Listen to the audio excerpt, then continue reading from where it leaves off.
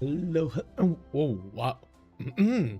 What happened to my voice there? Hello. Wanna start the stream? Hello, everyone, and welcome to some Friday Night Go. My voice is not that bad. I have no idea what happened there.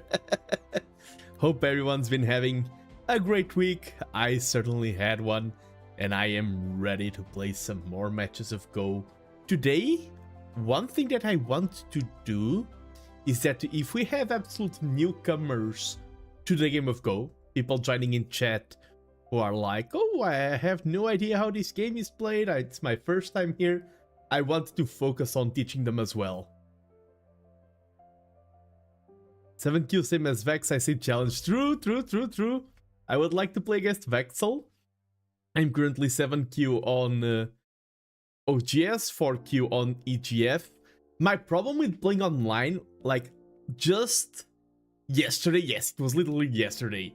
I played a game, I was winning, I was playing well, and then a friend of mine started messaging me, and it was important, and I started replying to the messages, and I blundered so hard. That's why I'm way better in tournaments than online play. I would never message a friend during a tournament, but it was important. And hello, Fallon, I see the daily hello.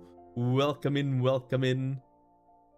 That's the real difficulty in online games. Yeah, it is. It is a whole different beast.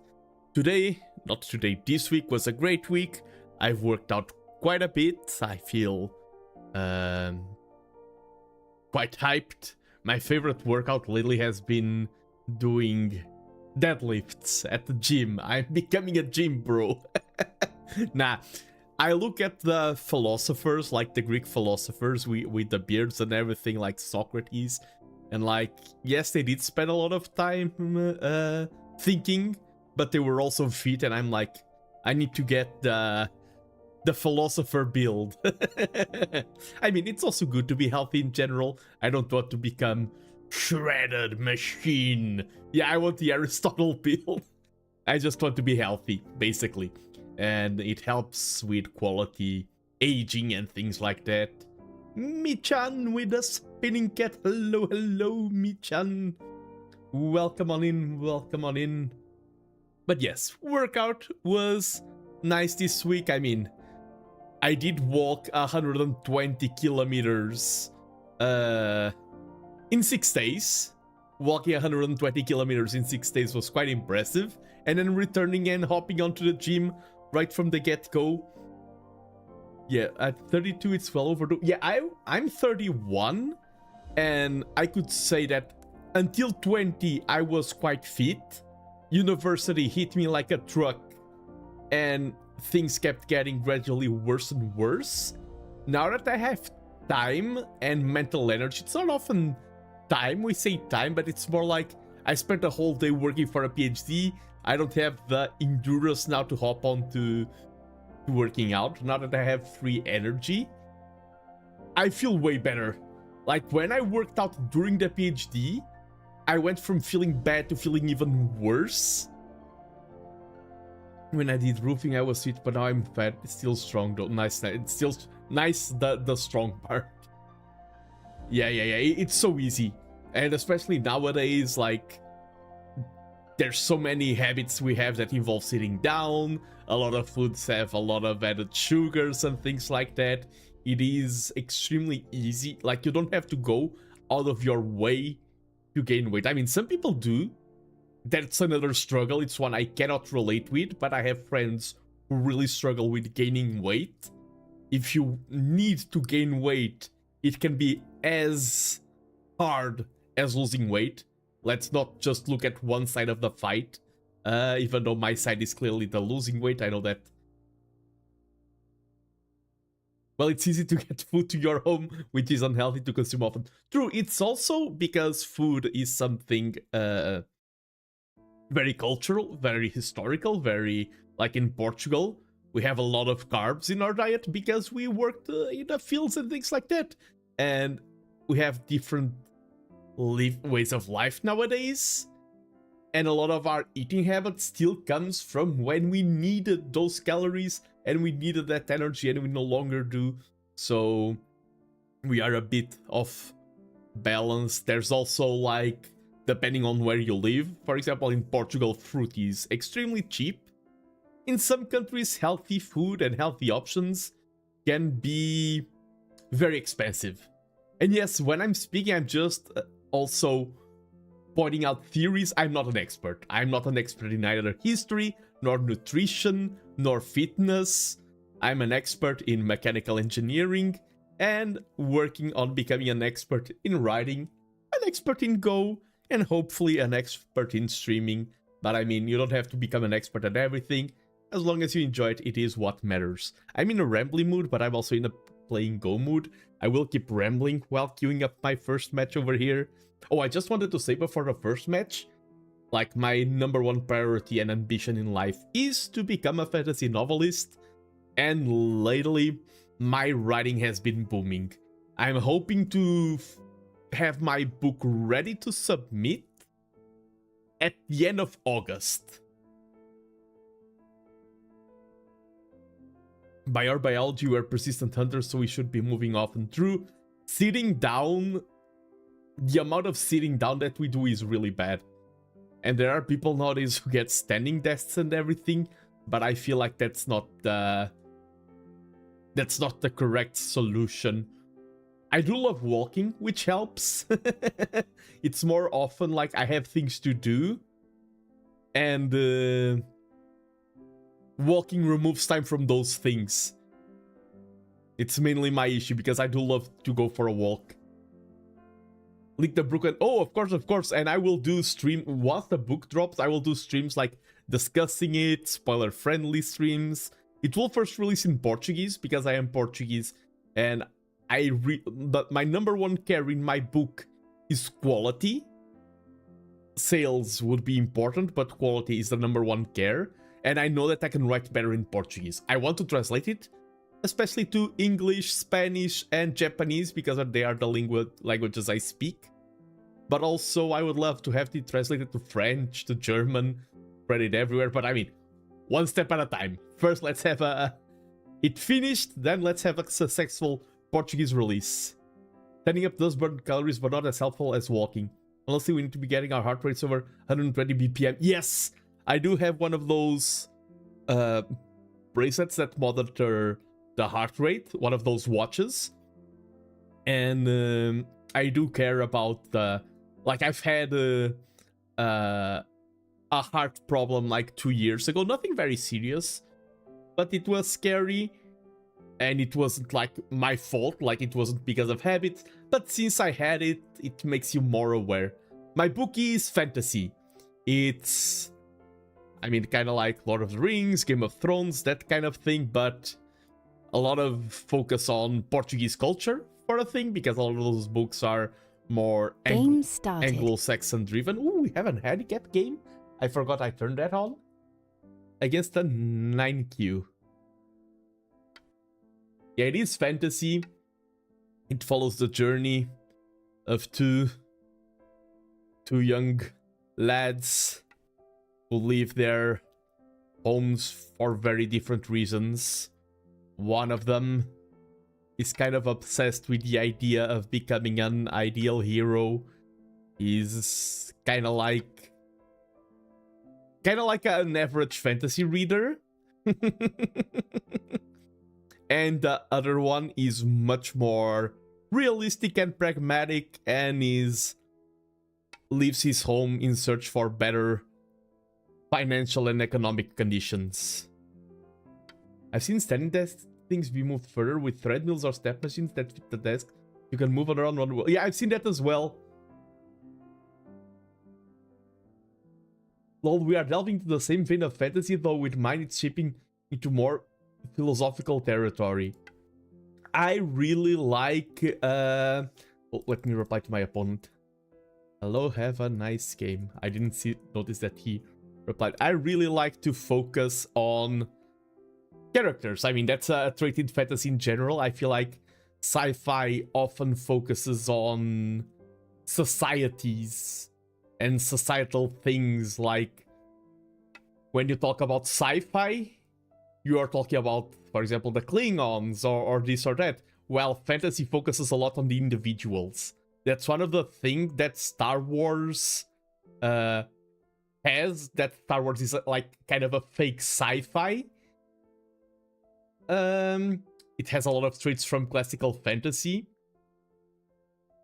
And for example, in Star Wars, more important than like the Jedi Order or the Republic or everything, it is about Anakin Skywalker, it is about Obi-Wan Kenobi.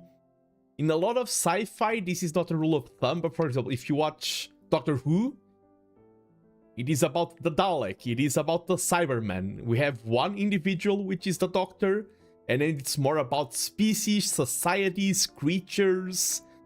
Fantasy tends to focus more on the individual. Talon, I think that would be too much stimulation for me though. Haven't tried standing desk yet, so don't know if it would work for me or be too... Yeah, true, I never tried them as well. And that's the problem. I wouldn't mind trying them, but they are not cheap, and they are a risk since I never tried them before. So I have no... Like, I don't want to spend that amount of money on an attempt. Yeah, Star Wars is a fantasy opera with the archetype of the hero's journey. Yeah. 100%. Exactly.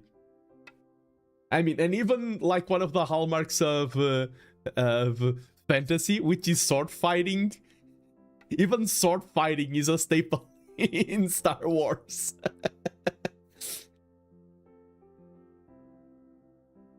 Usually they say that a lot of difference between sci-fi and fantasy is just about language. Do I cast blink? Or do I phase shift? Do I have a magical steed? Or a motorcycle with... yada yada. Here there's so many moves I want to do. This group is... I feel like I kind of want to go do stuff, but this group needs attention. Let's attack this stone for that. I think this group needs a little bit of love. And if I don't do that, I will regret it. Let's first consolidate, even though we are playing with handicap. So we are fighting an uphill battle. Let us keep our basics intact. We did strengthen his corner a whole ton there. Does that work for him? No, I didn't think so. Here am I forced to just connect? That feels so bad.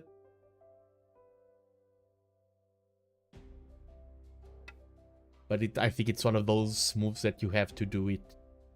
I wish I could cut something here. Exploit some vulnerabilities. This is still not secure, but it's very easy to secure. He has the base here. He has enough space to run that way. And he has like a basis for a corner there, but it's not complete, and a basis for a corner here. Do I go for the 3-3 here? I think I do. I think he cannot punish this 3-3. And I don't like how much corner he has. I go here and he goes there and I go here.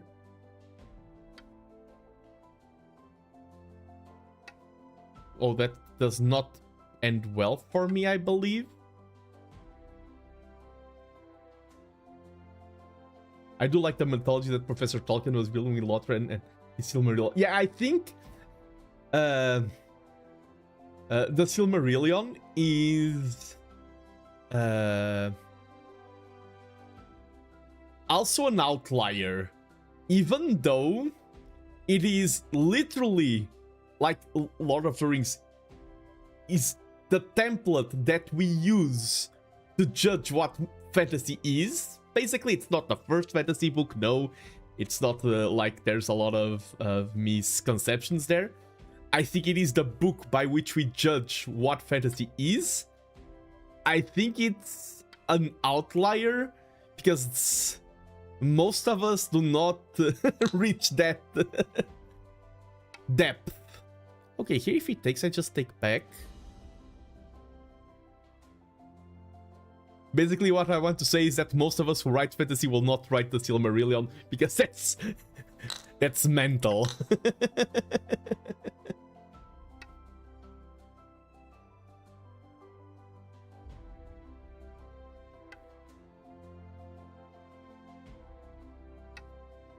I'm cooking some weird stuff over here.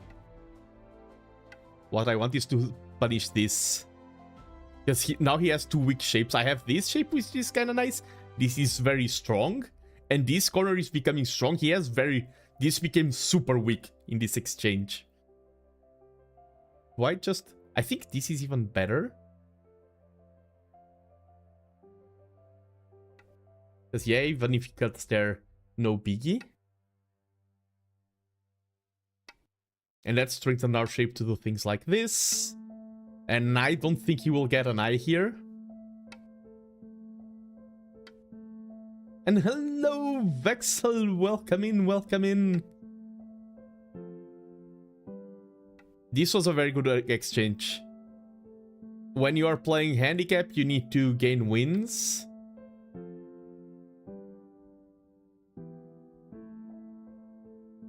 And that was a massive win. And I can play here first to be even more annoying.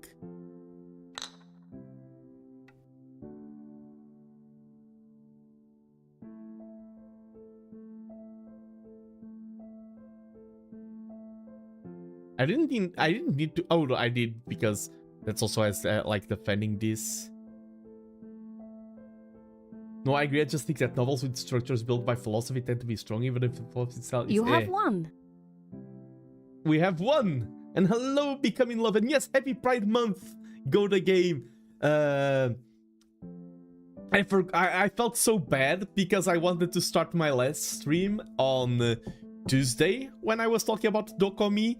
We'd say happy Pride Month to everyone, and I completely forgot once the stream started. So I do apologize for that misstep on my behalf, and thank you for reminding me, August, Leo, and Gigi. We have our first win of the day. We were only ahead by 12.5 points at this point, but I think that was a big mental victory. Let me add a win here. Civ win. Hello, Gimut. Welcome in. Welcome in. Definitely a Civ win. Speaking of Civ win, next week I won't do Age of Empires yet because I have some two crazy streams planned. I'm laughing because one of the thumbnails is so freaking funny. I have two crazy streams prepared next week, and then the week after I should get Age of Empires back, and it will be part of regular rotation. Like, it won't be main content, it will share its spot with other contents. Felon, hello. Yes, I've already said hi to Felon, but GG. Let us review this game real quick. In fact, I'm talking about the crazy thumbnail. I will reveal it right now. It's next Tuesday. I had a weird idea, and I'm like, I want to do this stream. Lately, I've got attacked by two different brain rots. One is ReZero. ReZero is one of my favorite anime, and we have the newest season coming on. And the second has been playing Crusader Kings 3. And I was like, what if I combine both of them with also my national identity of Portugal, of being Portuguese? And I agree, Fel, it was a premature resign. And this is my my stream next week. What if a ReZero character got isekai into Portugal? In Crusader Kings 3. Jump scare.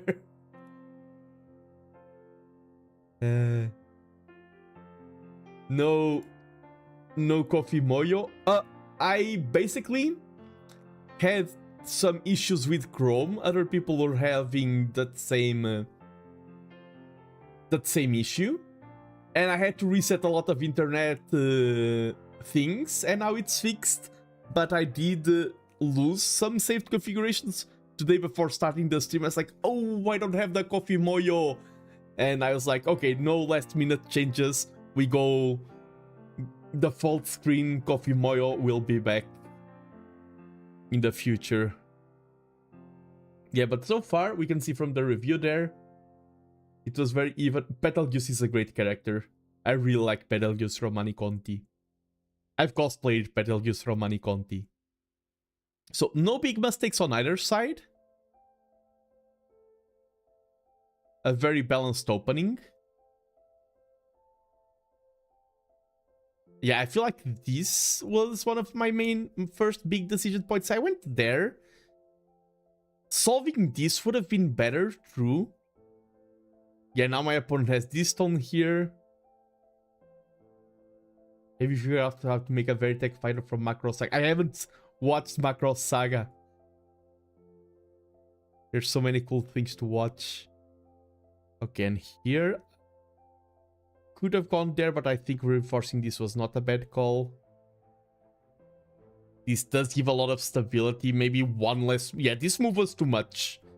This move gives a lot of strength to my opponent and doesn't give a lot of strength to me because, I mean, he could have just replied there. This move was an overstep. The idea was correct of going in here, but there's the idea and there's the execution. I don't like this move. Macross is quite old, very much in the transforming mecha genre. Yeah, it's funny, there used to be so many mecha anime. Me and my friends the other day were watching a compilation of 80s and 90s anime openings. So many bangers. And there were so many mechas. The percentage of mecha anime, like of course there's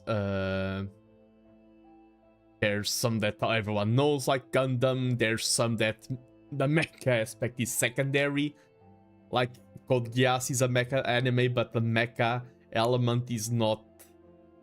Is important, like Tengen Toppa Gurren Lagann is also that's a great one. But there's more of the classical mechas. Okay, and here we went to the corner. I think, yeah, this was good. This was a mistake out of my opponent. This kind of started the snowball. Yeah, here, okay, this would have been better. Yeah, now we got the chance for the separation there. And here my opponent cannot leave there anymore.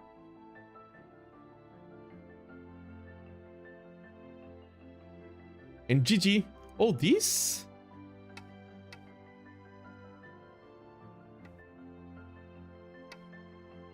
No, no, no. I mean, he gains that stone there. Oh, but... yeah, this would have been interesting.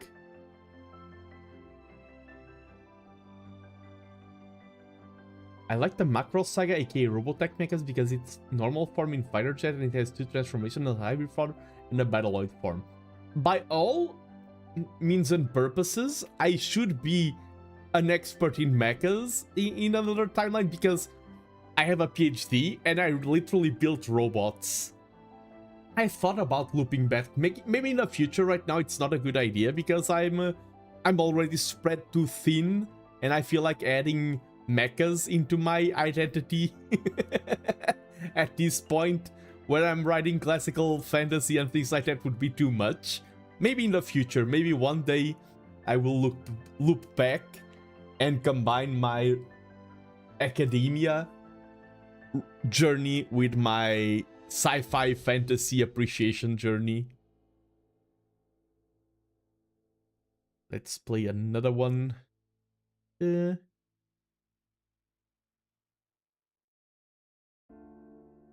Germany at Dokomi, they had such cool things to promote the board game of Go. Like cosplayers could take pictures in front of a Go board, a thick Go board on a tatami mat, with a wall scroll of Sai behind them. They had art books from Hikaru no Go. They had a lot of cool ideas for promoting Go at anime cons. For example, they had a point system where if you solved 2 Megos as a guest, if you played against the monitors and things like that, you would gain points. Like the monitors would be giving out points, signing a document. If you reach 20 points, you could get a reward, like a prize. At the anime cons, those little, like, gamification really helps. And I met a German lady whose name I'm not remembering, and she was super kind and gave us so much orientation on how to promote and teach Go in Portugal, it was a very valuable experience. So shout out Dokomi.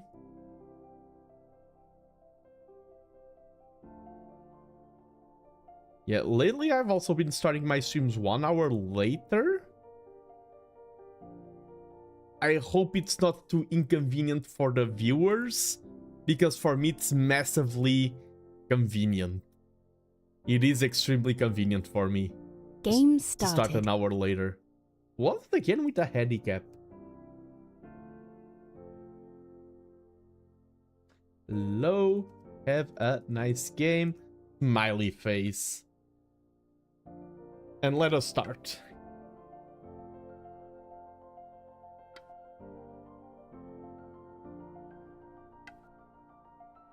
Yeah, but when I first started writing my book and everything, I was very confident with the world building and the plot, but I felt like my execution was lacking. That's not how you usually play this. Or is it? Wait, I'm having a blank. No, it isn't.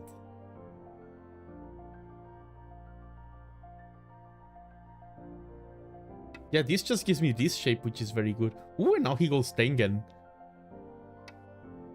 So I say, yeah, I had a lot of confidence in like my world, the characters, the ideas itself, like the storytelling. But I felt like my execution was lacking. Now I'm way more confident in execution. And execution in writing is so difficult. But that's also what makes it cool. Because it's about striking a balance. You cannot have too much exposition, too much lack of exposition. Like, repeating words can be bad, but if you use weird vocabulary to avoid repetition, it sounds uncanny. So sometimes you just have to completely retackle how you are dealing. For example, I reviewed the work from a writer the other day, and he used way too many comparisons. And that harmed his writing, and comparisons could be good, but if you exaggerate them, they no longer are. Okay, he went there.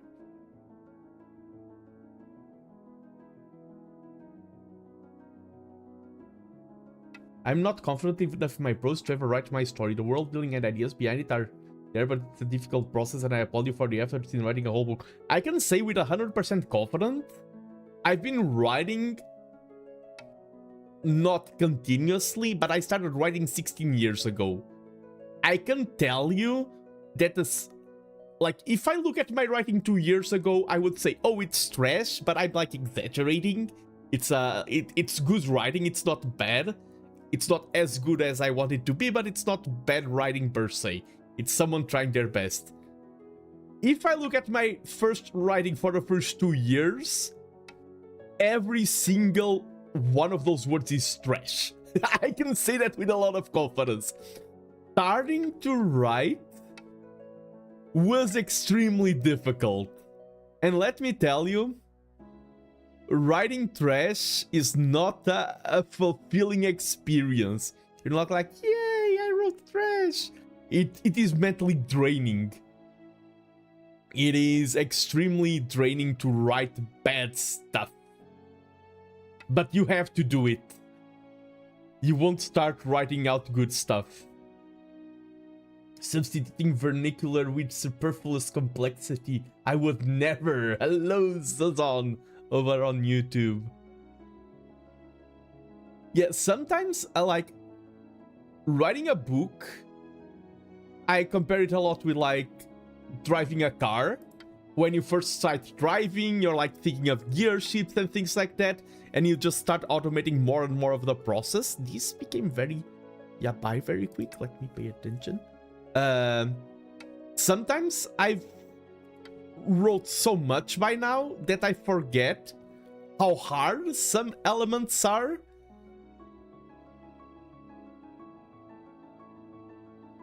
And when I abstract myself and realize, oh, I'm world building, I'm finding names, I'm doing all of this stuff, I'm like, damn, I'm really working a lot. This is really difficult. I enjoy it, but I would never say it is easy. Okay, I need to read this situation. Why am I talking about my passions while playing Go? Because if I play here, it plays there, I play here. Am I threatening anything? I am threatening weirdness. So let's go for this sequence and then play here, not there. Because I am... Ooh. If I just take that...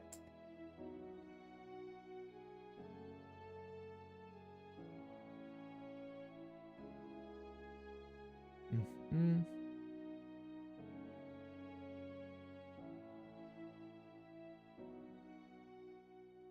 I think this is better and maybe risk losing these 2 stones.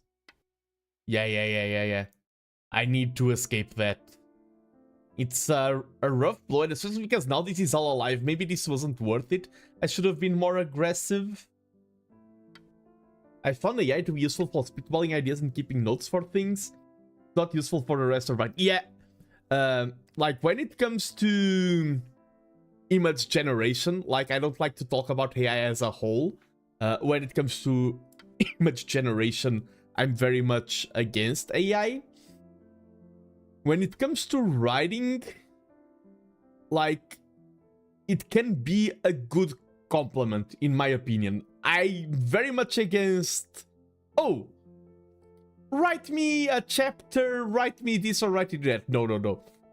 But if it's like, for example... You can, in the reviewing process, copy and paste and tell me, oh, tell me which words I'm repeating too much. Or things like that. Find me patterns. Or help me find this cultural aspect. Or generate me a list of 100 names for me to... pick one from, and things like that. It can perform a good supportive role. And hello, Primo! How's it going? It's going... not that well, this game. It's going great in terms of my mood. If that's what you're asking, thank you very much. I hope you're having a lovely week, for I sure am. In terms of this particular game...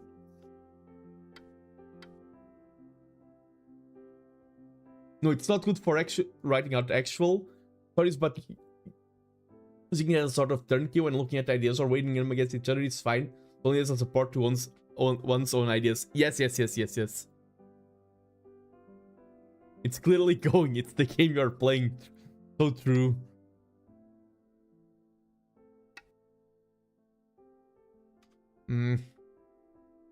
I want to defend that.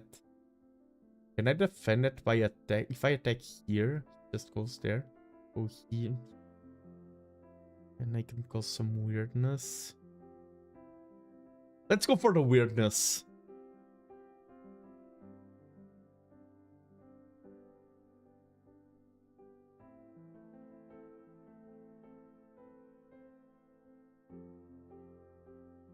Now I feel a little bad because I've distracted Nano too. No.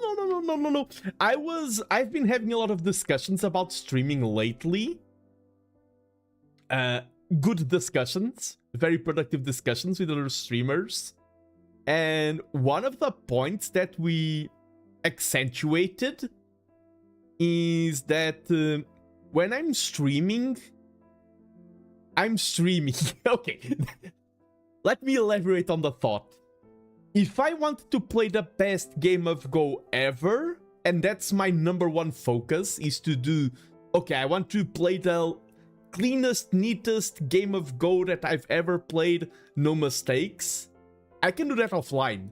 When I'm streaming, Go is important, but it should be my side quest. My main quest when streaming should be streaming. And... so the conversation is more important than the game. If I lose, that just means I need to play better. Okay, here I allow those stones to be taken. This is... But this corner now. Let's... I want to attack this group.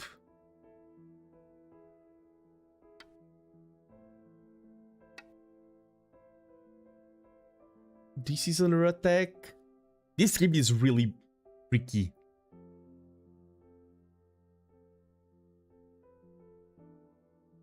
Can we... Oh, that's not an eye.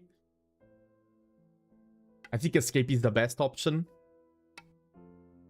It's like in real life. If you find an IRL fight, if you can escape, it is often the best option. Running away is the ultimate martial art. I mean, it's different if it's like a friend of yours is being attacked or something like that, that's different. But if it's just like nuisance and people getting into conflicts, if you can run away is often the best option. Yeah, avoiding conflict, exactly. De-escalation is key, and running away is a valid form of de-escalation. Oh, but I'm too prideful. I want to be proud of... If you want to be prideful, I'm a very prideful person. I'm prideful about my book. I'm prideful about my streams. Be proud of cool stuff. Don't be proud of, oh, I punch people. I mean, I'm talking about street conflicts. If you're like a professional fighter who has trained your whole life to punch people, then you can be proud of that. If you're like an Olympic athlete, that's different than getting into a street fight. Then you are allowed to be proud of holding your body and your skills to perfection.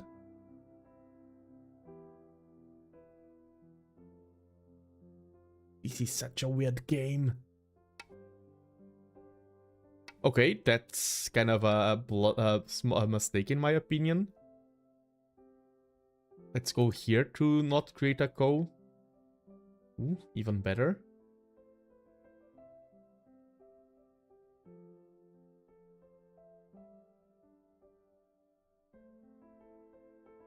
Let's keep going.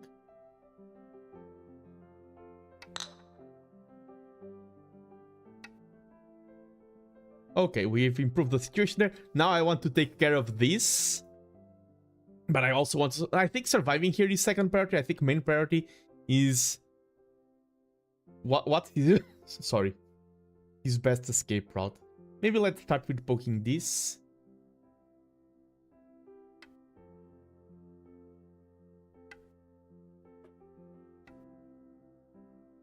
Ooh. Maybe I didn't start this the right way.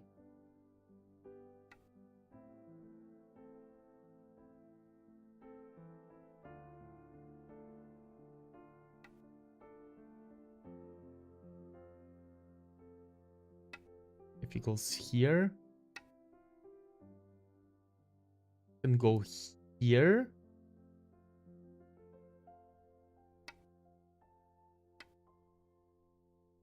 I can connect this. Okay, I'm starting to feel safe. Since Primus showed up, now I'm winning. I'm winning games. I mean, I'm not sure if we're winning yet, but I think this was a very good exchange.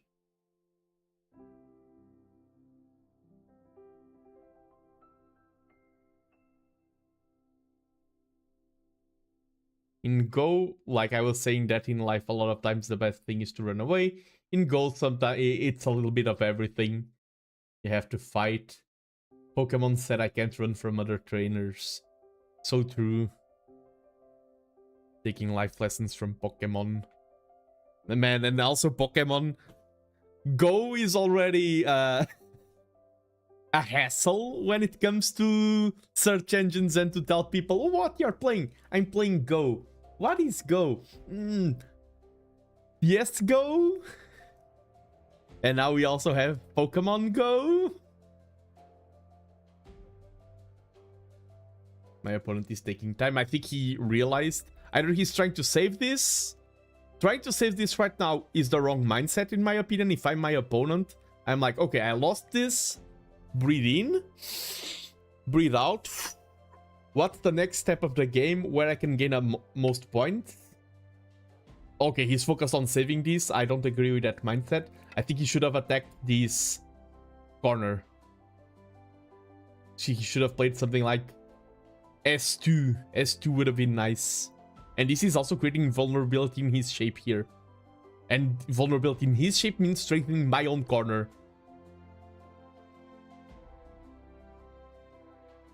If I play here and he plays there, I think taking this is better. Securing the wins now. Ooh.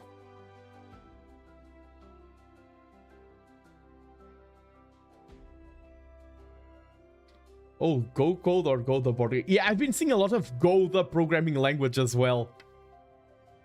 I see that pop up a lot.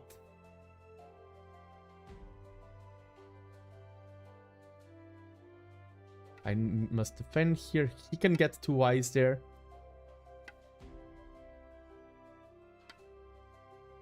Ooh, that's a weird one.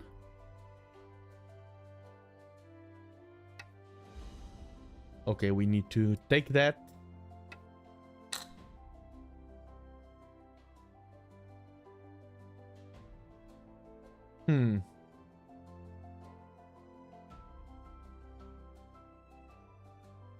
I mean, cutting this would be great. I mean, ooh, that's a great threat there. Threatening to divide this.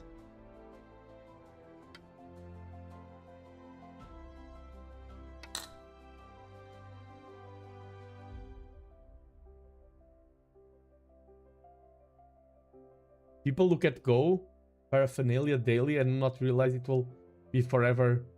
Paraphernalia. Let me check what that word means. Paraphernalia.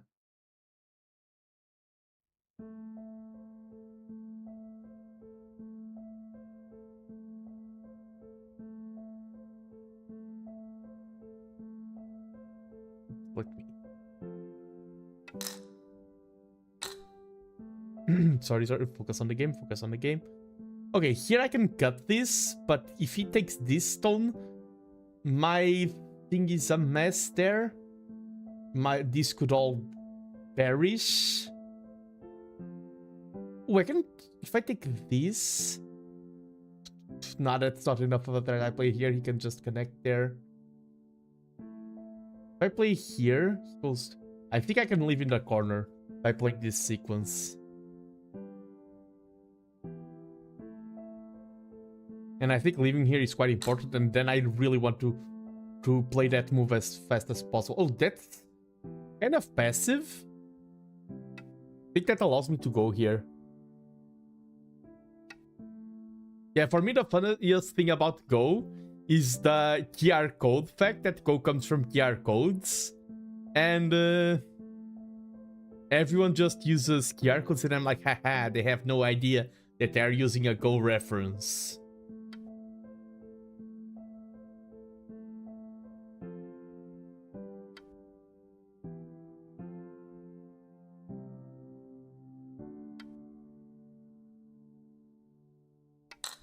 That's a double Atari.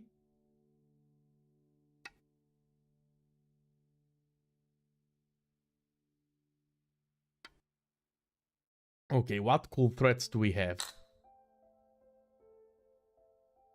And if I play here, taking this would be saving the corner, so that's a threat. I also have this as a threat. Because then if I play here, I also save these stones. There's a few interesting threats we have there.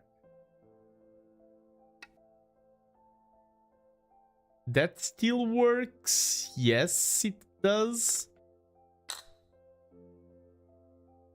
This is a cool one. Yeah.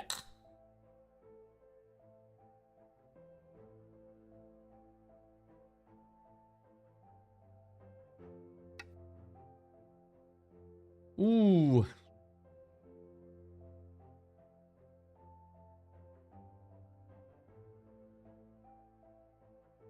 That's a very nice threat. And now I'm not sure if I have any more threats that are that significant.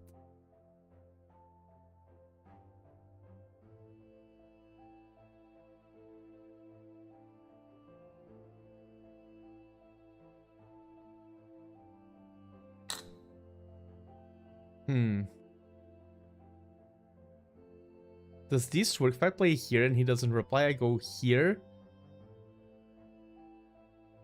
There's also dividing this.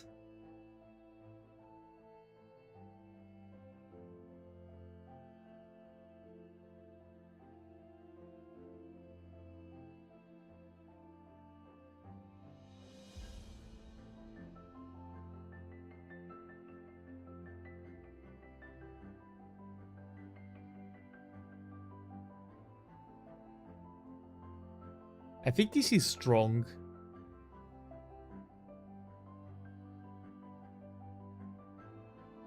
The 4 stones on the R line. These ones? I mean, this is 5 stones. There's this. Okay, so he won that. But now we have this, and now we have a choice of going down or over. I think I'm going to go here, and now we've created division.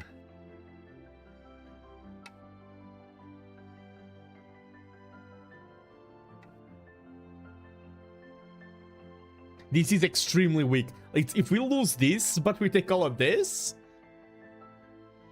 I'm happy with that. This is being a very chaotic game.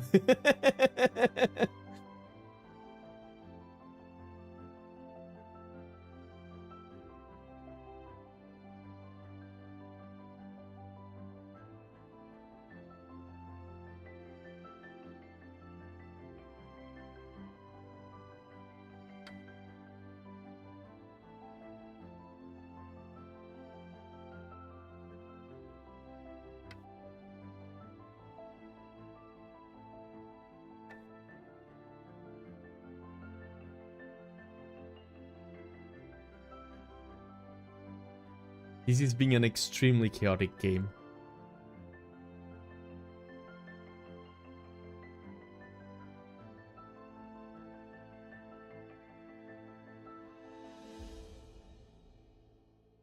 I think him attacking these stones now is the good option. I kind of risked it here because I isolated this connection now. Yeah, I kind of risked it there a little bit too much.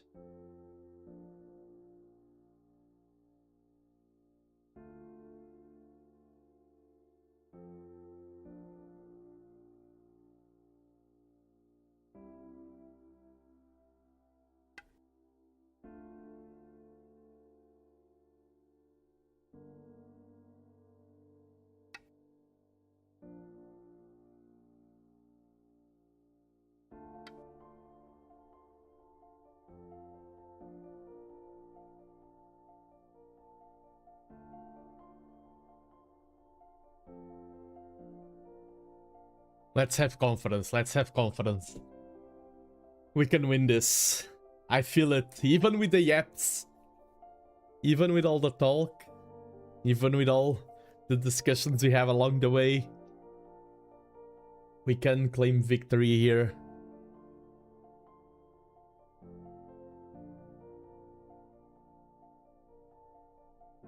Yo, move, Mr. He has so much more time than me. Maxim. Time's on his side. Let me use his time to hydrate.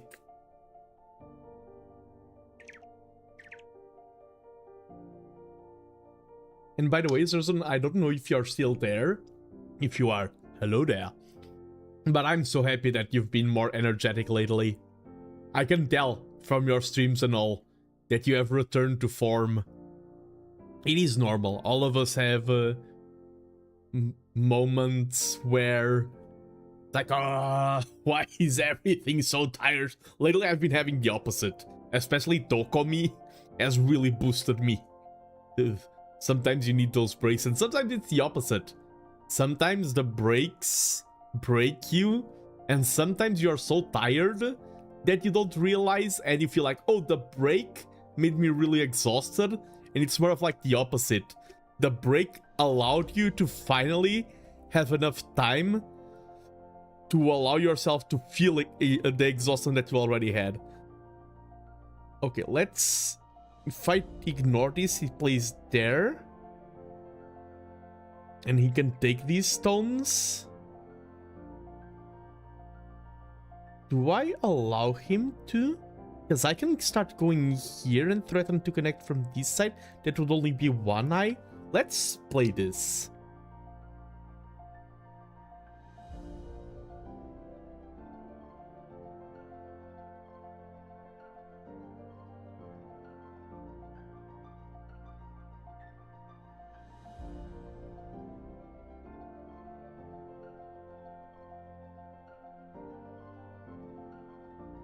Playing some very weird lines.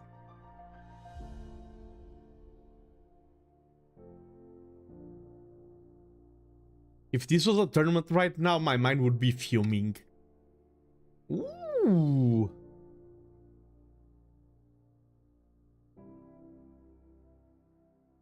I think this is our best move. This, if he plays there, I play here. And he can, if this, and if he plays... Oh, this is a double Atari then. And if he plays there, I will take... Okay, this is so complicated. This is the perfect move. I feel it.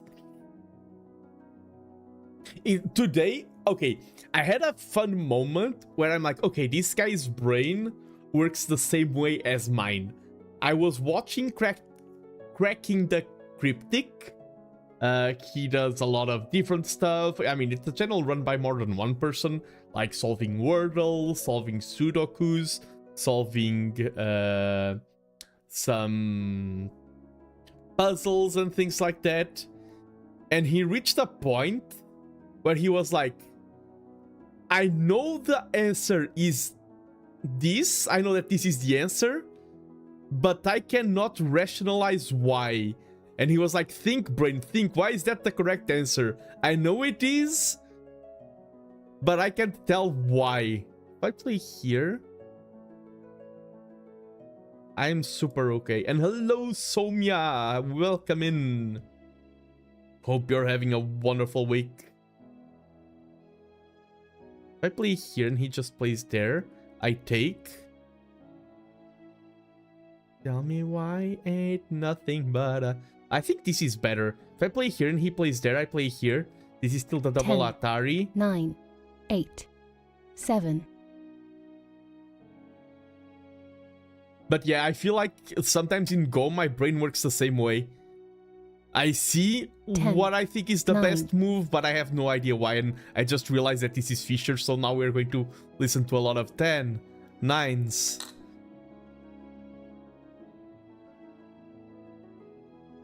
And I think we just won the game. I can connect. Let's simplify. We don't have a lot of time. I was thinking, oh, I can take that and yada yada, no need to.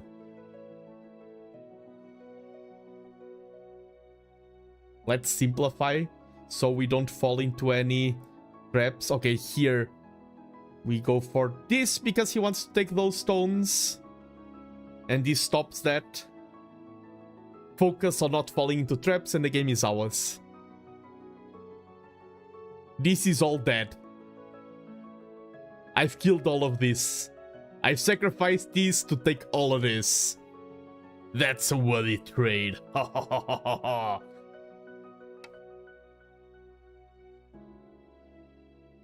Let's go for one step behind just to make sure there's no weird shenanigans going on. I don't have a lot of time, so it's good to like, okay, I lost 1 point, but I mean, here I'm very confident I can just do this. There's nothing he can do. No, he wants to remove those eyes there and things like that, and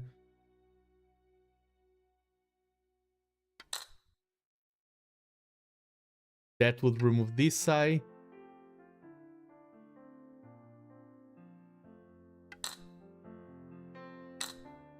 And just play here. Plays there. Ooh, that's tricky, but I think I'm absolutely fine.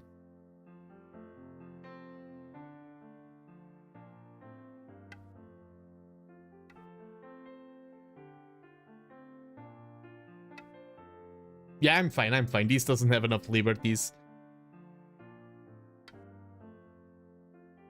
You went for that. I can just go here. Can he make a neither? Let's attack this. And hello, Breeze Thoa. Welcome in. Sorry if I mispronounced your name. Welcome in, Raiders. I'm Nando, a VTuber who loves Go. And I'm playing a tough game because Fisher is on, but welcome in, Raiders. Thank you so much. I hope you're having a wonderful time.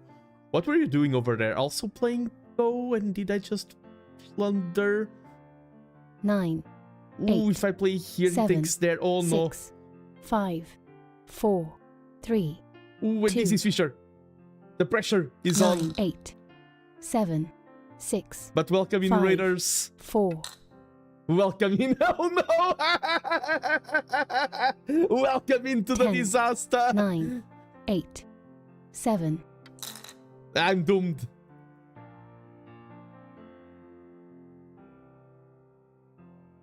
I bring valediction. Were you also playing Go and you found me in the category or something else? 10. I am curious. 9, 8, 7, 6.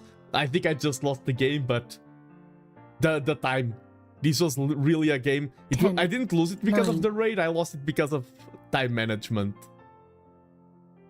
Yes, blundering too. Ah, okay. So, welcome in. You are familiar with my style of Go.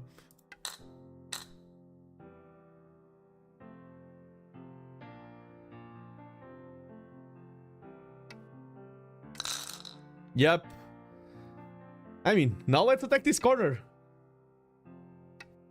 The blunder style.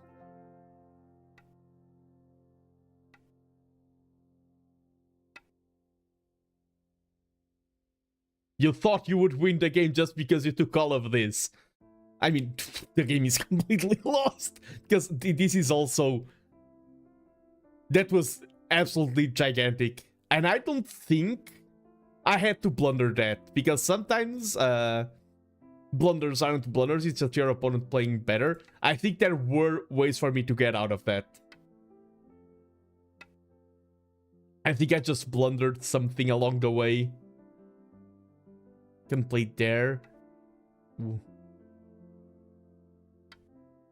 No, that doesn't work.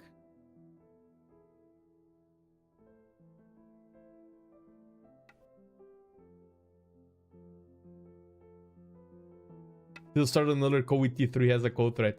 And hello, Chris. Welcome in, welcome in. Yeah, the pressure of time constraints. But yeah, Bristow, I don't think I've checked your content yet. I will do so after the stream, that's for sure. Always happy to see more and more people streaming Go.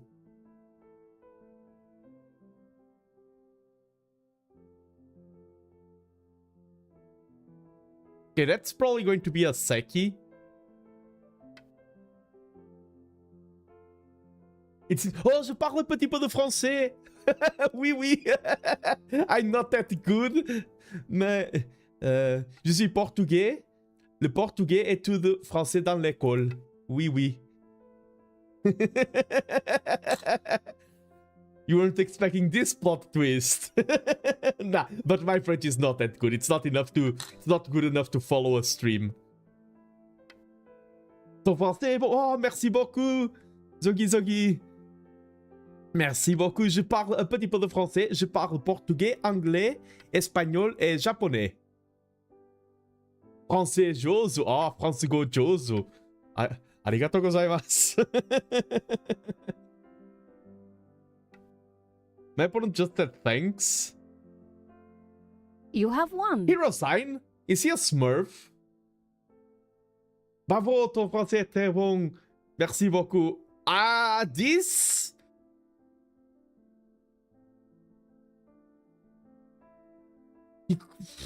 I was about to resign. This feels weird. I don't like this resign out of my opponent. Fair win. Kappa. I don't... Let me just check his profile. Maybe he think... Even if he's dead on top, like... I'm behind by... I'm 90 points behind. And yeah, I was ahead here, I just blundered. We can check the review. This felt a really weird resign. I don't want to accuse him of being a smurf. Let me just check his profile before reviewing the game. Because I have no concrete evidence.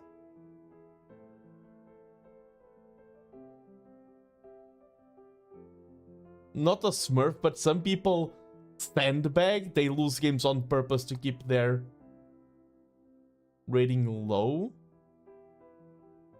Oh, the previous game that he played like 7 moves and resigned. I mean, maybe he just had to go. If he asked me if I would resign, I would do so. If he said like, hey, I need to go, could you resign? I would do that.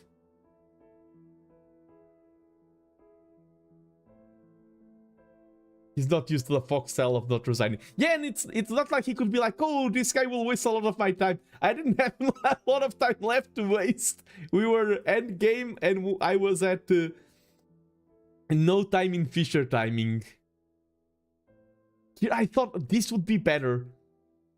I thought about this because I've seen this being played, but I didn't remember when this was played. But it felt like good shape, and I have confirmation I should have gone for this. These shapes became a little bit weird. If it's just this, a lot of the pressure that we had of things happening on this side and everything, this is a way stronger shape. I think I was saying that this game was being a mess from the start, and I think this stone is literally what made this game into a mess. And the same happened here, so it's double the message. I think it's just 3 points because we are still in the opening of the game, but I think the ramification from that stone was quite massive. I should eliminate that from my arsenal. Yeah, here this is...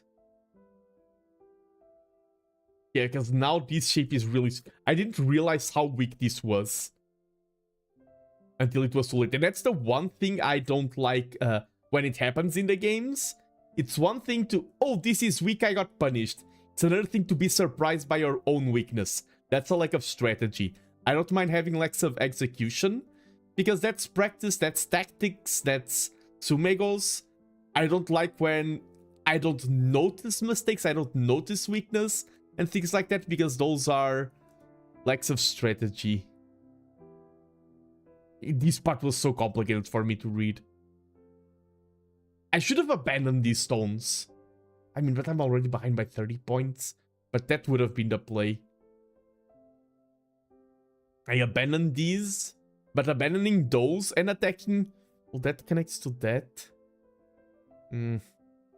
Just sacrifice. Yeah, at this point it would have been the best option.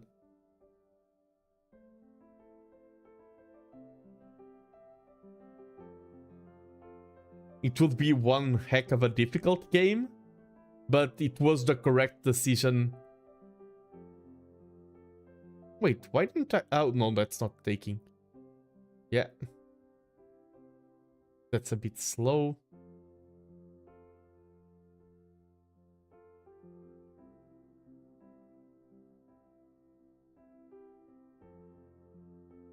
That was nice to get that move there before my opponent. Here I'm just trying to escape with these stones to get some life.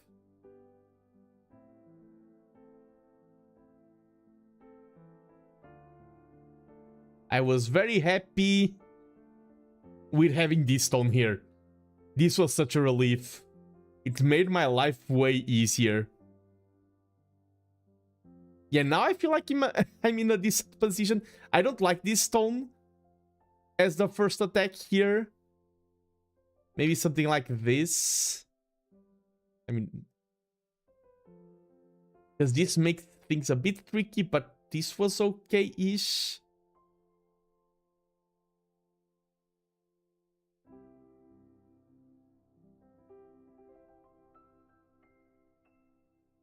Oh, the Go here that started. I got that. Then my opponent went for another Go.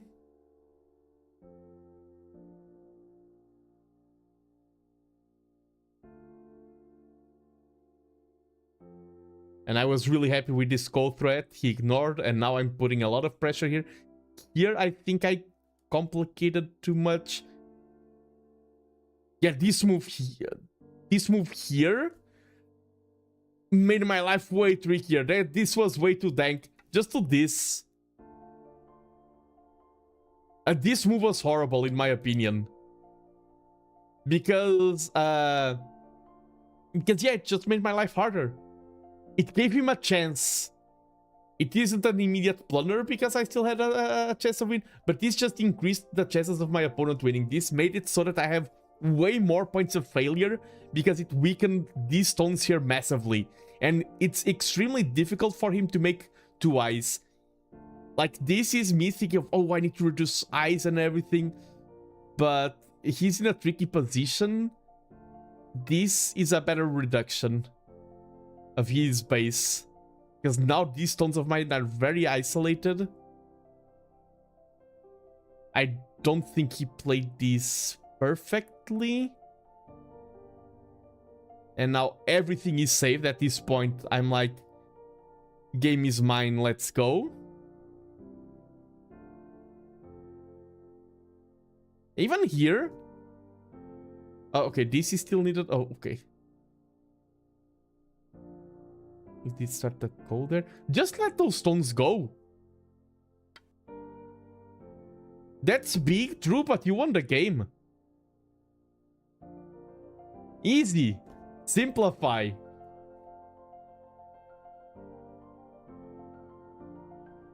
I did plunder here along the way.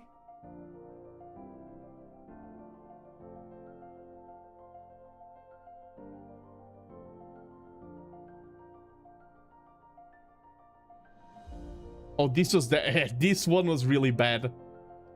I didn't realize how close I was. I mean, this was time. At this point, as I said, I don't think this is what lost me the game. Immediately, sorry. But I think what lost me the game was not this move, it was the path that led to this move.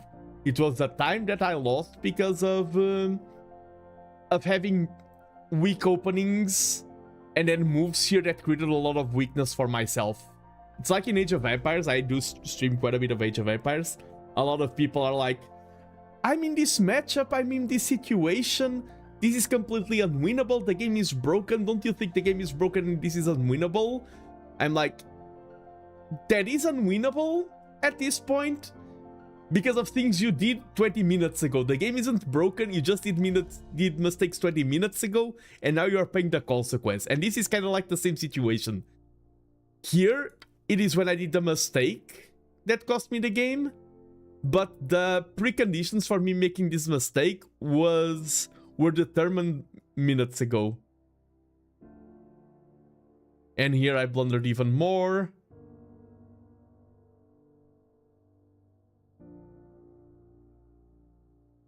And at this point, it's just GG. But I won. Somehow. It's like somehow Palpatine returned. Somehow Nando won this game. Or you're just bad at counting liberties. True, I mean, at this point there was no counting liberties. I was playing Fisher with 10 seconds on the clock. At that point, you can count liberties.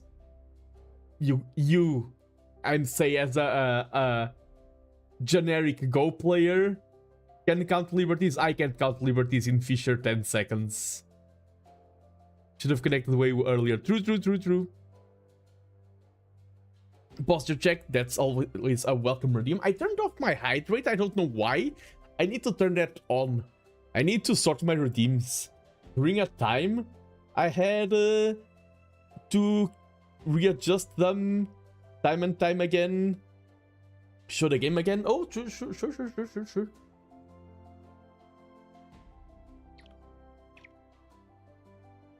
Yeah, there were a lot of points. Redeems? I've had a few redeems, Primo, but then I can also explain to you the main reason why my redeems got a bit tricky was because for streaming Age of Empires I use a 2 PC setup. On the other PC I need to open Steam, so I can't access VTube Studio through Steam. So I can't access my Twitch account, which is connected through the Steam version of VTube Studio. It is a mess. Basically, it all snowballed from Age of Empires. Age of Empires is a nightmare in technicality stuff. But yeah, at this point, the game, K4, you should have played K4. You were all connected, no chance of dying. K4.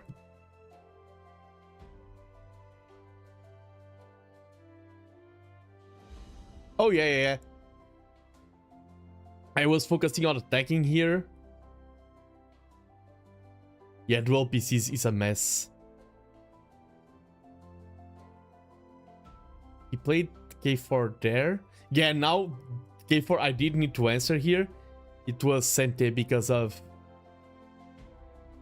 the mess I made here. And this removes my 2 eyes. Yeah, playing this would have also been good for, like, I play here.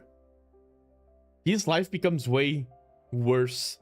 Because even if he does this,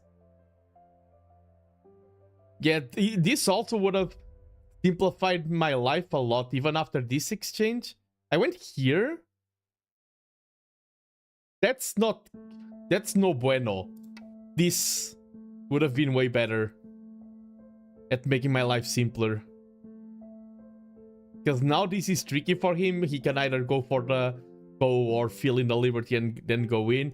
If he goes for this type of race, like 3 Liberties, I have 1, 2, 3, 4, and this on the outside, there's nothing he could have done. GG. Let's go to the next one.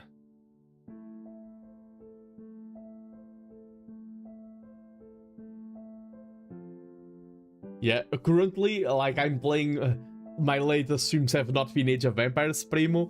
So I'm using one PC setup, and it's like, Age of Empires does make my life way trickier in terms of setup. Why is Capture Age such a... Like, Age of Empires itself is quite optimized for an old game with a remastered edition and everything. But the Capture Age, which is the software that we use to watch the games, is quite tricky. Hello, Bug-Kitten. Welcome in. We have another game. And this time, the handicap is against us. We are playing against a 5Q. If I'm playing to my peak, this should be a win.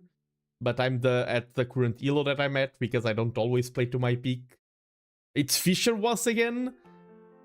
let's play this so he is a little bit oversaturated. Let's go to this corner. I don't mind going for this again. Now he went for that one. That means we have no immediate need to play there. Let's make him more saturated here while straightening this stone. Connect.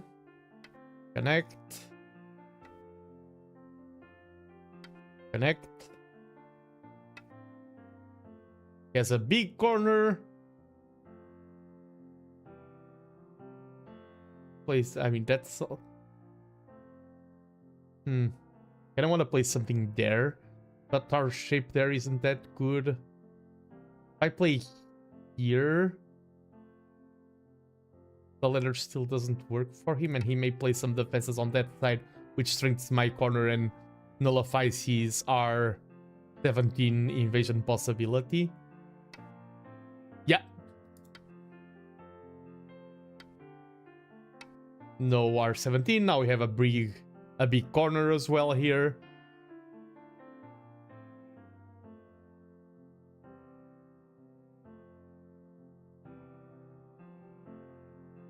Here we can just go for a ladder. Okay, he played that. Does that break my ladder? Wait, does the ladder even work? Because I play here. Tuk. I play here. And this becomes an Atarit stone. So I need to play something like this. And that also removes a problem from that breaking my ladder.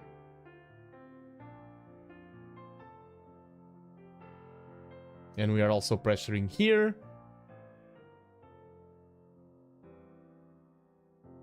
Now Bucketon is going to teach how to play like a Dan. Let us go. I would love to reach Dan level, but I am aware that I don't put enough effort to deserve it. Yet.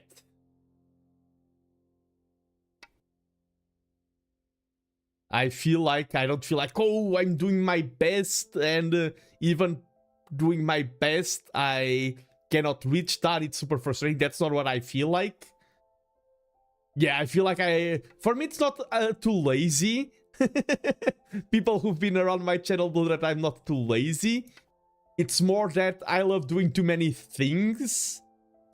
And I love Go, but other things are higher on my to-do priority list. That's basically the main reason for me.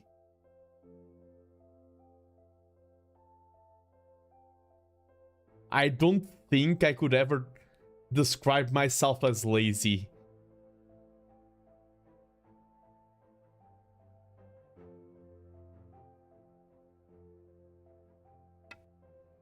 I finished a PhD this year and I want to publish a book this year as well.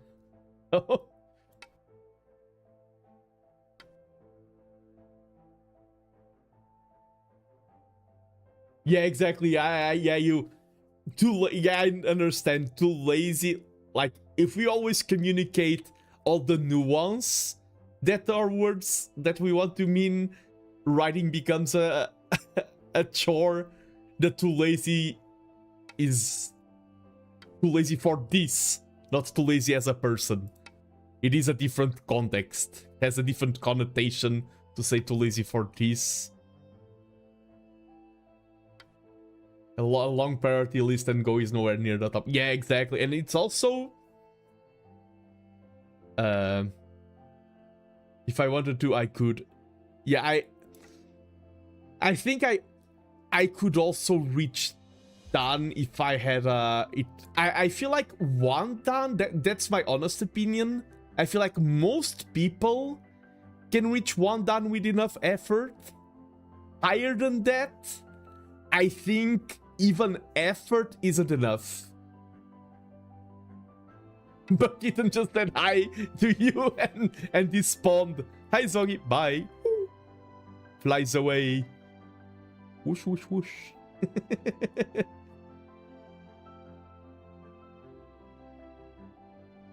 Okay. What's the... This became kind of very alive. We have this great corner. Up to 3 done with efforts. I can see that.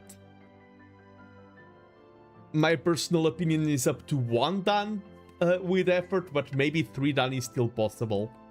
With effort... I say with effort alone, effort by itself is not an easy thing. It's not like, just effort, that's easy. No, effort by itself is not easy. Yeah, it's like the higher you go, the higher it is to climb further. That's for sure. That's annoying. If I play here, he plays there. I play here, he plays there. I kind of want to abandon that. Do I abandon that stone or do I play lightly? I mean, these stones are very strong right now. So I can go for something like this. If those stones weren't this strong, I would never do this, since they are.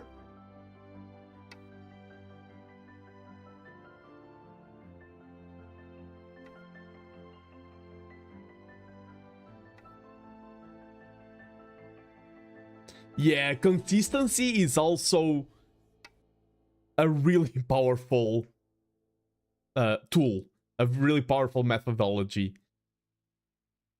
And consistency is not easy as well.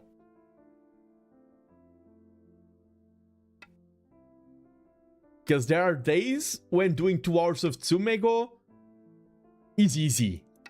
There are days where it is easy, yes. But being consistent means that you also do it on days where it isn't easy. That's the hard part.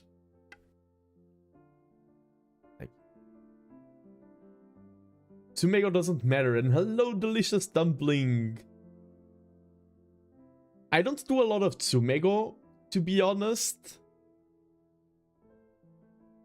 And I definitely haven't studied enough of... I haven't studied enough of how Go should be studied. Ooh.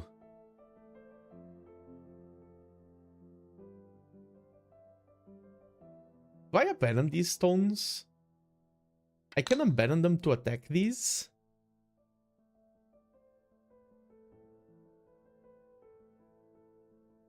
The other... it's also one thing that can happen. That the other game, I was too reluctant to abandon stones. And...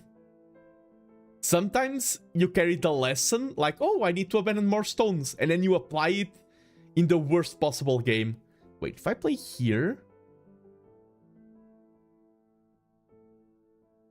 if he goes there... I think this connection works.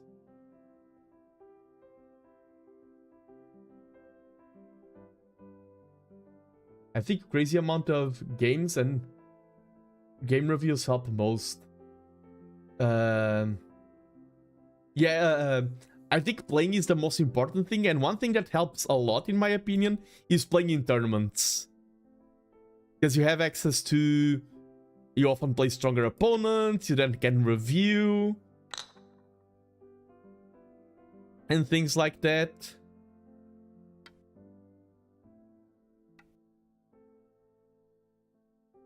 Seven, 8 down, damn.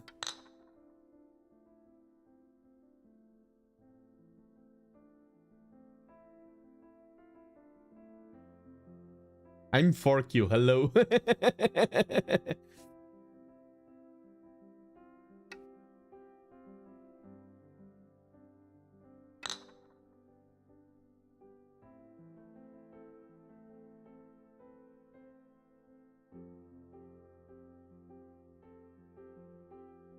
I think it's also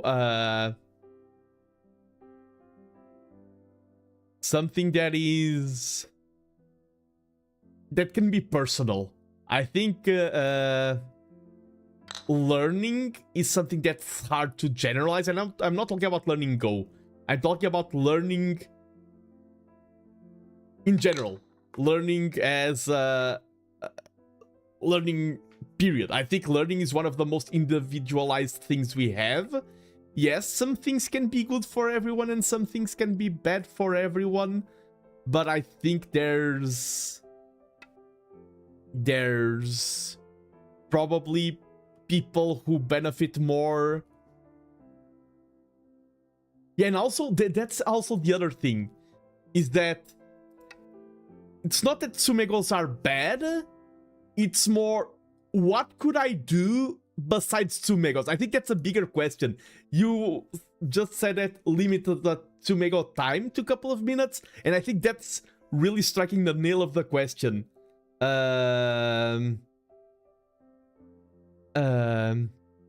It is not that they are bad, like doing Tsumegos is better than not doing Tsumegos, but if doing Tsumegos is stealing time from other things that are better for your level, then they become bad because they are cannibalizing time from other occupations. I think that's the real key of the question here. Okay, here in this game, I'm very happy with my corners. I'm just trying to reduce the center. This is kind of, yeah, it's not that strong, but it was a reduction of his side. I think my opponent doesn't have that many points.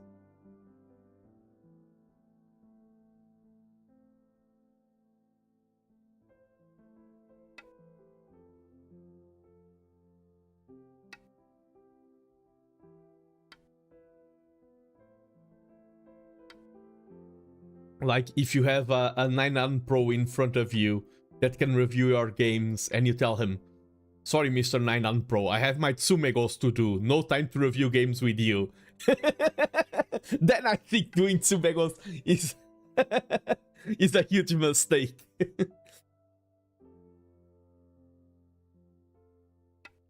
I'm definitely a player who would benefit from doing more Tsumegos, and I don't do them. I am aware of that.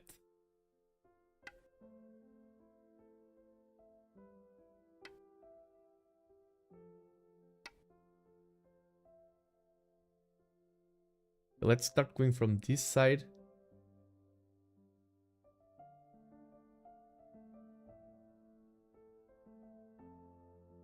I don't play. I didn't play much Fox to be secure of my rank there. I should do it. I've played a bit.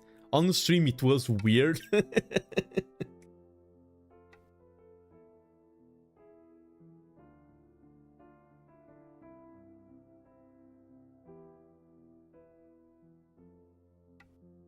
My reading skill didn't change since I was Fox 5 done.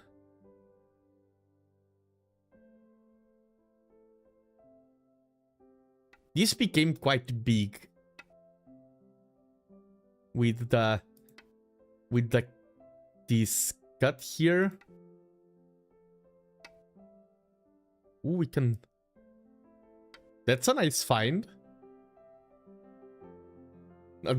This became quite big, but this side just became massive with this exchange. What? That was huge to separate these two stones. Okay, here, is there any weird stuff going on? Play here, play that take. Let's just play this. I'm just playing it safe. Last game, I didn't play safe enough.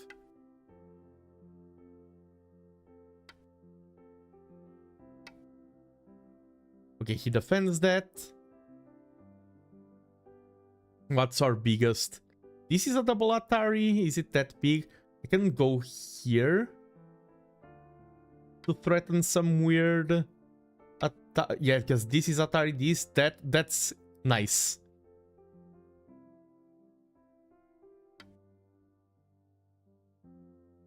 Now this is Atari that way. He played right, didn't allow me to go for the weird Atari there.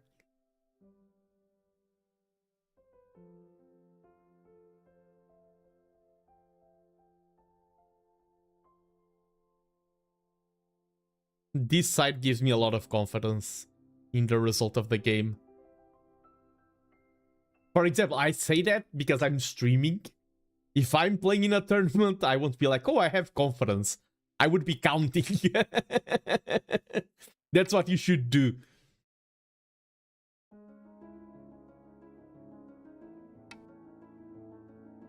skills are more important than vibes and feels.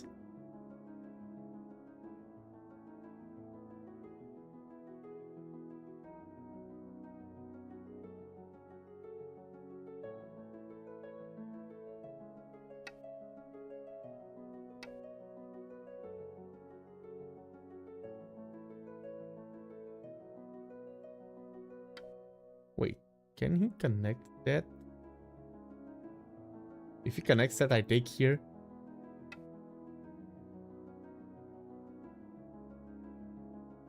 This is dangerous because this shape is not that strong. I do apologize for my coughing. I hate having cough while streaming.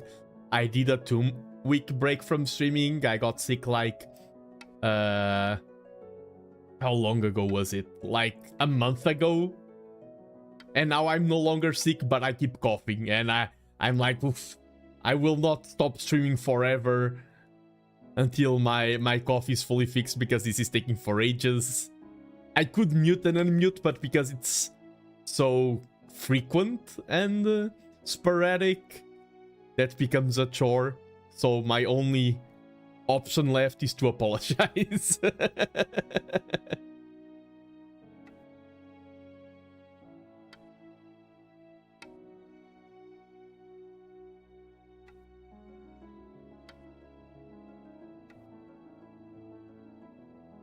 Please. Let's simplify.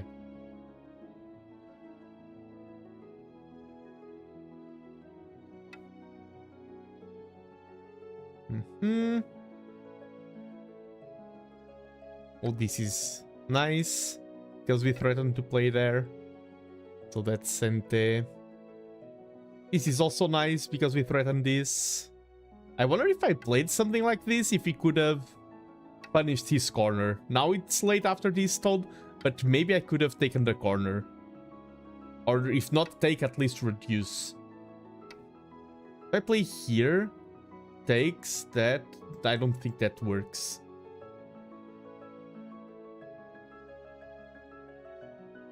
The other day, Batsko was stumped at his inability to read a corner in sequence, made him crazy. Yeah, sometimes, no matter how strong you are, your brain just glitches out. It does happen at Go or any other game. And sometimes it can be a complicated sequence, sometimes it can be and he's easily 7 down, folks. Yeah.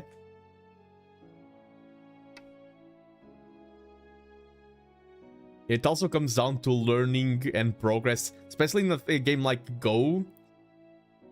It isn't linear and it isn't homogeneous.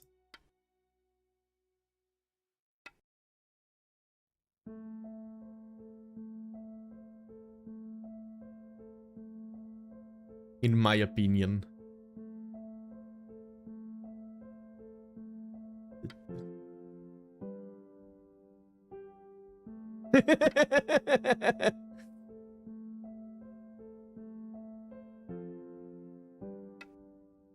I'm not good enough to know if his reading is good or bad. I won't put my hands in the fire. I make no official statements as a streamer. That's what my chat is saying.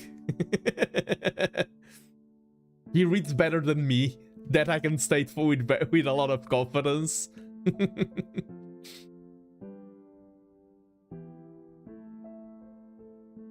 I'm nobody. Exactly, I'm a streamer. So I can't. With great power comes great responsibility.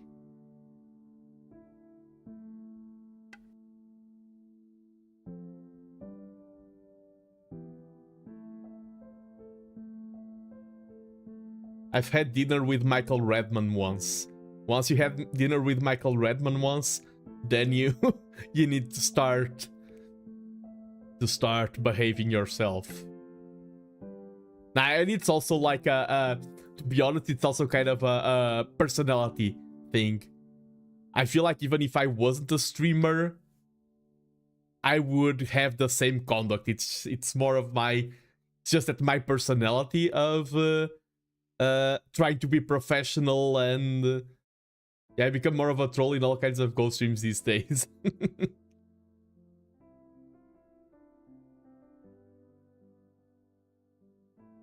Yeah, Redmond is... Redmond is something else. Watching him talk to, like, 6 Dans and things like that, and...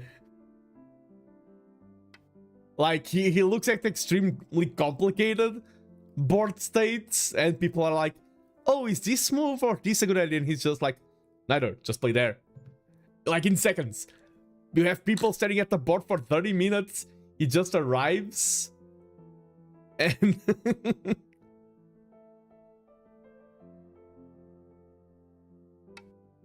I don't think that was needed. That wasn't needed at all. That was just a mistake. There is playing safe and there is making mistakes. That was not playing safe, that was making a mistake.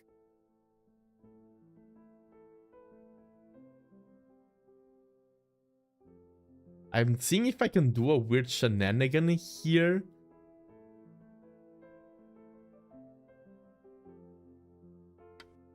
Nah, I mean, we forced a stone there.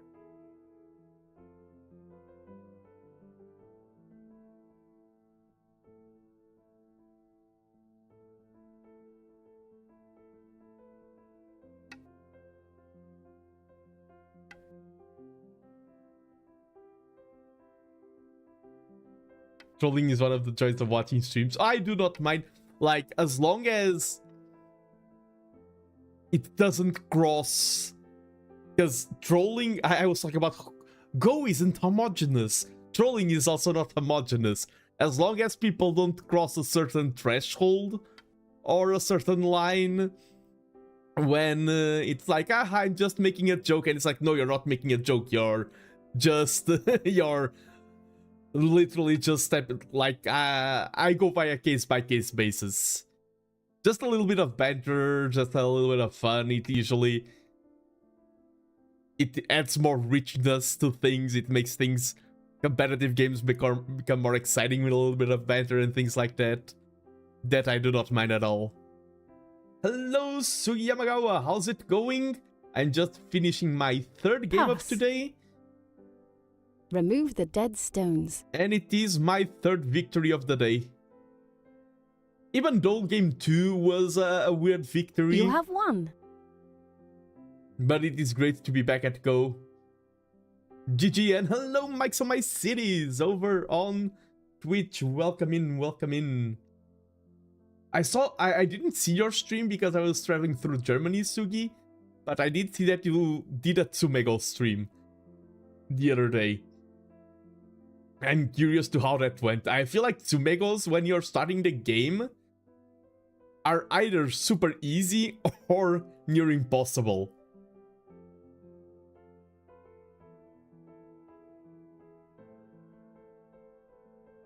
Let me go. Open up the review here. We did start with 2 handicap in our favor.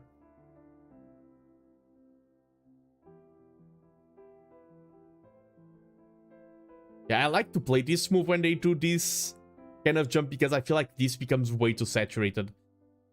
I don't like white doing this when there are 2 stones here already because of that. If this was here... Yeah, when these 2 stones are here, I prefer this out of white. Is Vexel here? I especially like to troll him. He was here, I don't know if he's here anymore.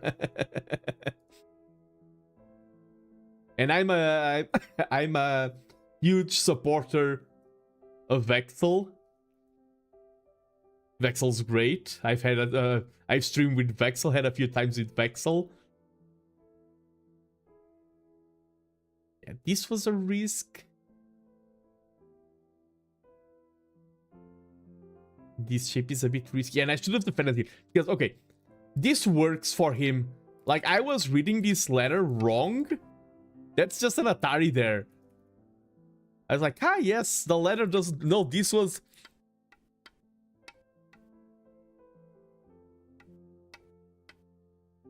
And now I already have 2 cutting points, and that would have been a disaster. which my opponent didn't read. The lesson is play good shapes for heavy stones through. And now that I play this stone here, now these are safe. That was an unpunished error. He played this once again getting a little bit, and especially had handicap against him, so getting all of these oversaturated shapes, these very heavy shapes, I think really harmed him.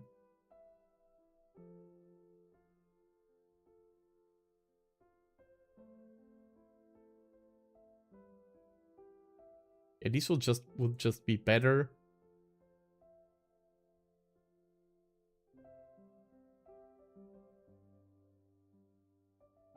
It wasn't that bad, but I feel like this move invited the way. This would have just been better. It's easier to connect. He still has moves there too, but I think this was a little bit too much. It wasn't a bad move, but we are ahead in the game. We don't need to take risks. At the end of the day, he also has weakness here that we can exploit. So this ended up being a good sequence. Or this I misread, but then I saw this connection here. Because of that Atari. I should have ignored. Yeah, this is so huge. And the thing about that is that it doesn't kill my corner, it just takes this stone. I should have ignored that. That's so big. All of these are extremely weak. This is true. Says Vexel in reply. Yeah. Yeah, that move, that's one of the worst, not worst, but one of the bad trends at this elo especially is opponent play here, so I must play here. I think that's the main difference when I'm playing against like a 3Q or a 2Q as a 5Q, is that they often don't reply to moves they don't have to. Yeah, and here I think it was a good call to try and reduce the center. That was a nice move out of him to do the small cut. Oh, this.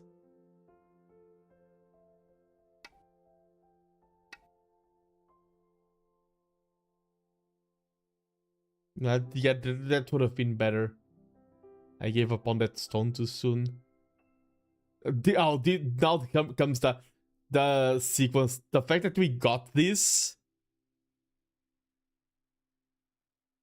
Yeah, getting this stone was so huge. I mean, this could have invited some troubles, but getting these stones here was great. Yeah, this was just a mistake. I did a few of these moves that were too safe.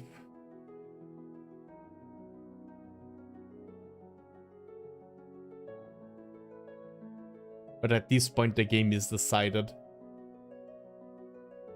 It was just 1 point going here, 1 point going there. Just a little bit of late game. Now, I'm going to do just a very, very quick break. And then I'll be back for either 1 or 2 more, depending on how it goes. But then I can't self-troll myself as well as him with his Consumer's Choice Instant Coffee Smoothie. Ah, streamers. We suffer for your entertainment. But yeah, be right back. Just going to hydrate and get a quick snack, and I'll be back for 1 or 2 more matches still.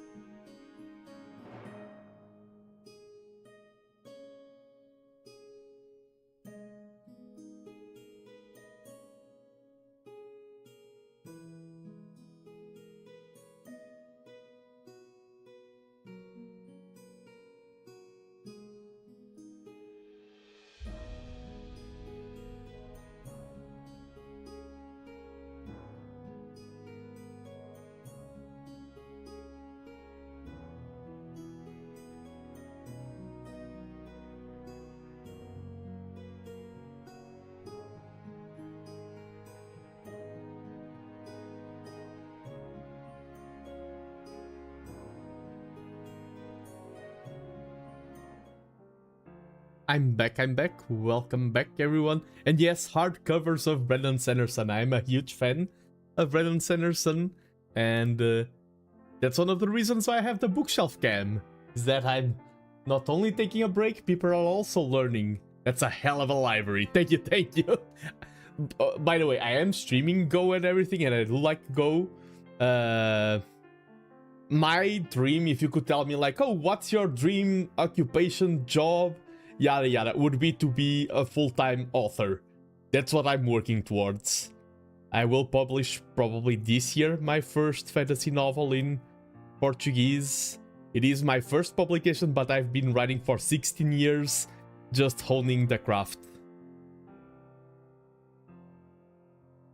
And 3 of those hardcovers are signed by Brandon Sanderson. Not in person. I want to meet Sanderson in person still. But I want to meet Sanderson in person after publishing my first book, to be like, hey, you inspired me. I did this. I book as well. And then I'm like, Sanderson, you give me signed copy of your book, I give you signed copy of my book. Go.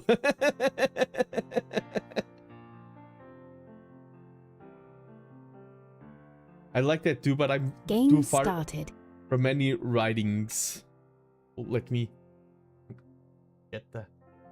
Oh, are you far from Sanderson, or in terms of wanting to write books and things like that? Because I can tell you that, as we were saying that everyone can become one dan, I think everyone can become a great author, but it takes a lot of effort. I'd write directly in English. I thought about that a lot, and we do see the old Joseki that we don't see as much this time around.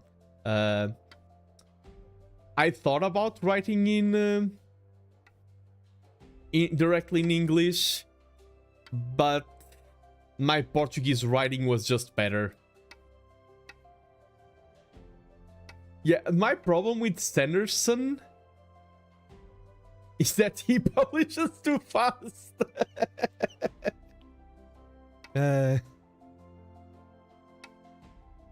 He sends out too much stuff, I can't keep up.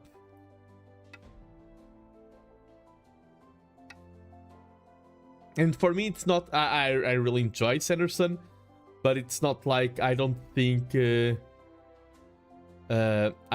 he's like the literal best author of all time. I like to have a set of different books that I go to and like reading for different things, and I really enjoy Sanderson stuff, especially The Way of Kings, the first book of the Stormlight Archive. I really like The Way of Kings. It is a slow burner. It does take a lot for the action to start happening, but that one really hit the mark for me.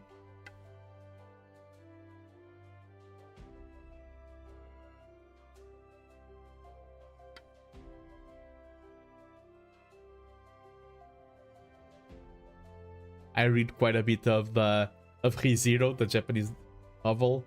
Didn't like Way of Kings, much prefer his other works. That's something that I hope happens in my writing as well.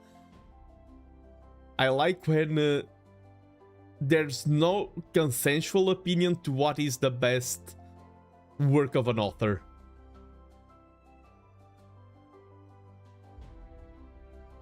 What do I go for here? Why is it Fisher again? Why do we keep getting Fisher? I prefer Miyoyomi.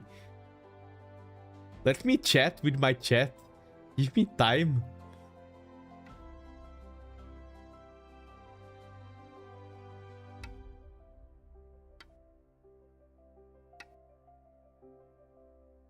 Ooh.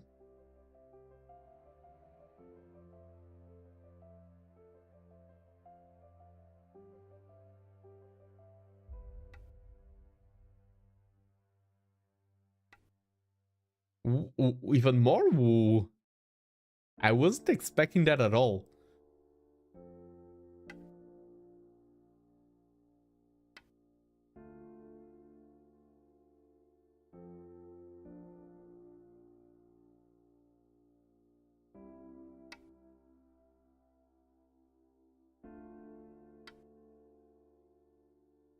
Okay, the letter doesn't work for me because it just goes into his stones.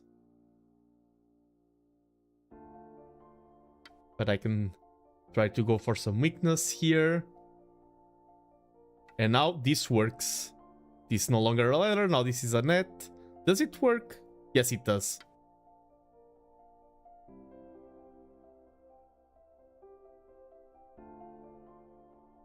And I'm getting older now, I understand why Ally says his target audience is young adults. Yeah, I do feel that as well. And that's, oh, that's something also that shows a lot of maturity as a consumer of art and media. For example, what's the number one example I can think? Oh, Taylor Swift. If I listen to a Taylor Swift song, for me, honestly, it's like, I don't get it. That's my main, like, yeah, it's music, yeah, but I don't get the hype. But I'm also not the target audience of Taylor Swift, and the fact that something isn't written for you doesn't mean that it's bad. That's basically what I mean. Like the fact that oh, I grew up and now I don't longer appreciate Brandon Sanderson's writing that much. That doesn't make it bad. It makes it so that you are just no longer the target. I think that's a very correct way to view things. But yeah, Taylor Swift for me is a mystery. I did a PhD in mechanical engineering. If I did another PhD, it would be like sociology, the effects of Taylor Swift on the modern society. A comprehensive study.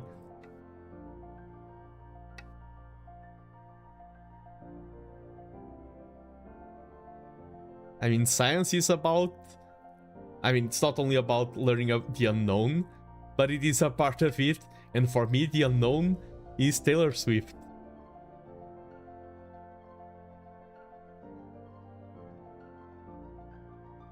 Yeah, I would study to understand. Exactly. I would study exactly because I don't understand.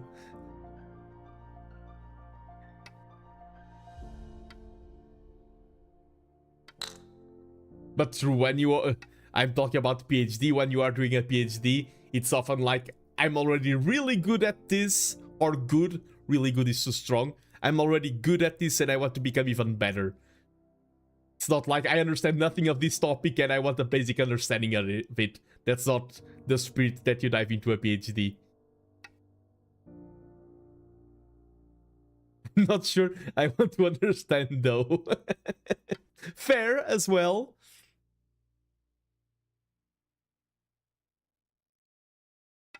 Can we go for some weird stuff here?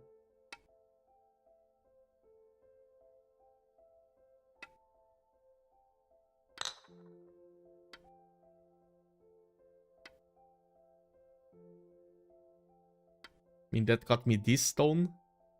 That's something.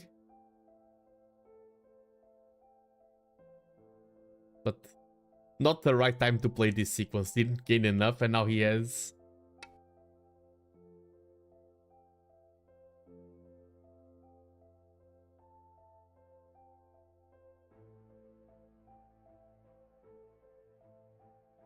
But it's clearly not music what she does.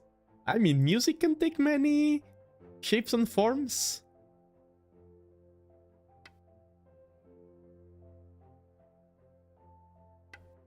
Art is about communication. It's about establishing connections. She is establishing connections. Just not through means that are understood by me.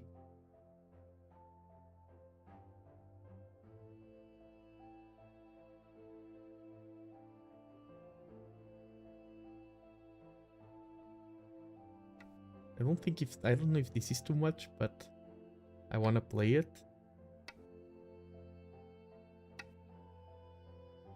I don't know this. That's fair also. That's also very fair.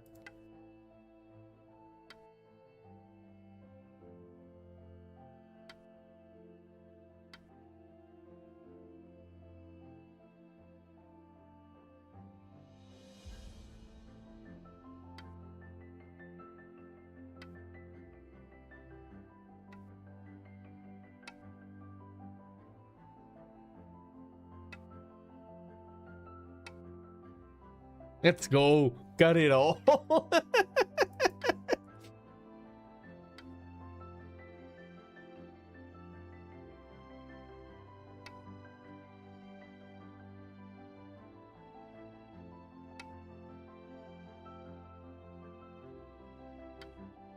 And he's probably going to leave here, which is not ideal. Can we go for some weird stuff here? My 16-year-old daughter is a Swiftie, tries to indoctrinate me, but failed so far. The key word there is so far. It's only a matter of time, Mike, so my cities. I was about to say soon you'll be singing, and I was about to sing a Taylor Swift song. If you play a song, probably I recognize them. If you tell me, oh, sing a Swift song from the top of your head. Can't. That's how deep my understanding goes. I don't know why this stream suddenly turned into such an in-depth study of Taylor Swift culture, so I do apologize to my fellow Go fans that the stream has devolved into this. I feel like it's like a tangent that has overstayed its welcome. That's what I feel like regarding the whole...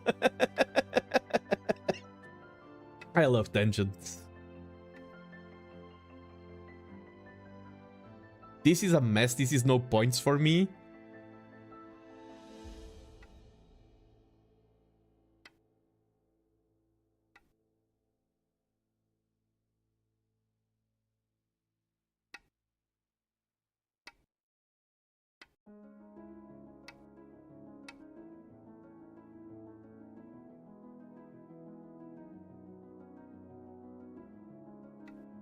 A man is educated 3 times in life, by his mother, by his wife, then by his daughter. I like that one. I like that quote.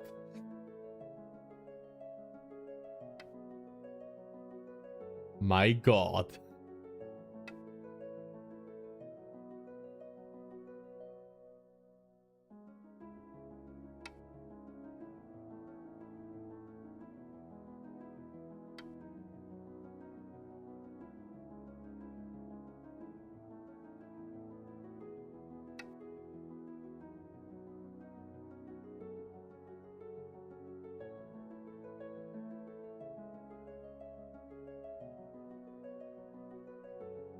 I wish I could have done some weirder stuff over here. Like that corner is kind of big.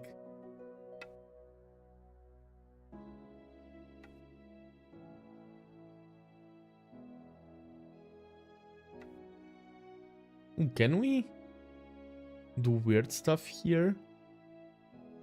Would love to. Yeah, that's safe.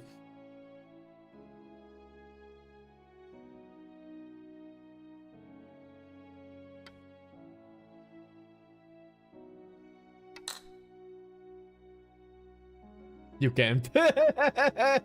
No spoilers, please.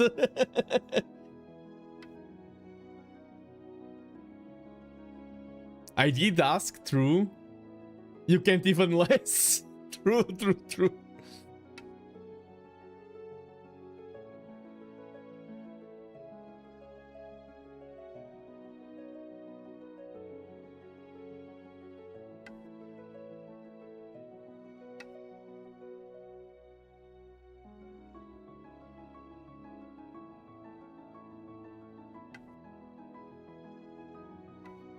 I think we are losing this game.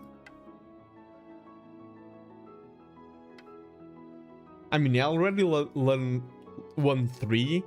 I need to lose 1 to stay humble. Staying humble is very important.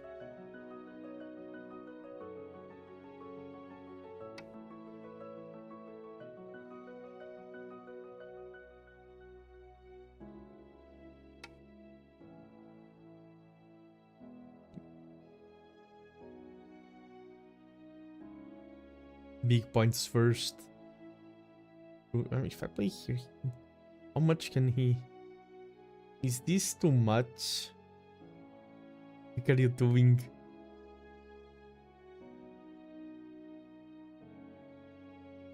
Like, am I missing something obvious?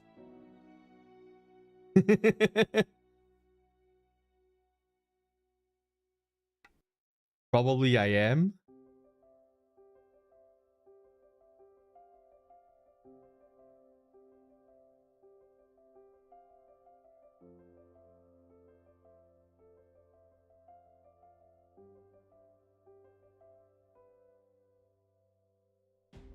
This is just big end game moves. Yeah, this is probably gonna be one of those moments where the chat is going whoop, whoop, whoop, whoop, whoop, whoop.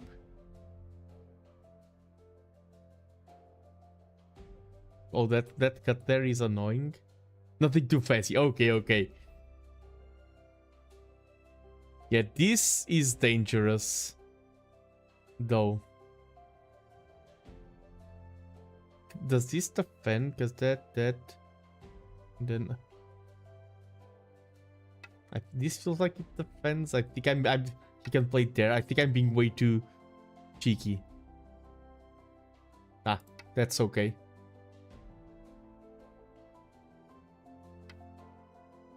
Yeah, now I must defend.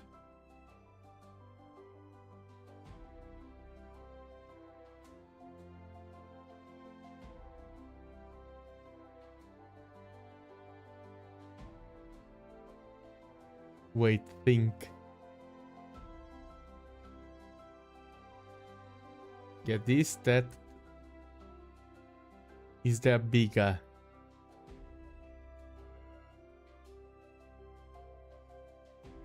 I mean, there's these things here. I mean, right now I feel like there's nothing bigger than this. I don't think I can kill here or do anything.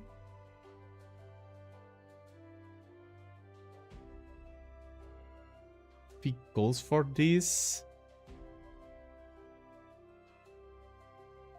I'm kind of doomed. At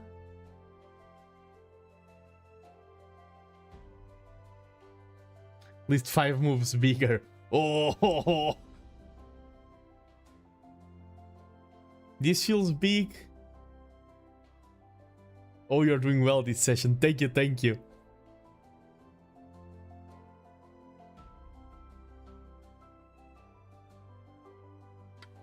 Yeah, I'll do this connection.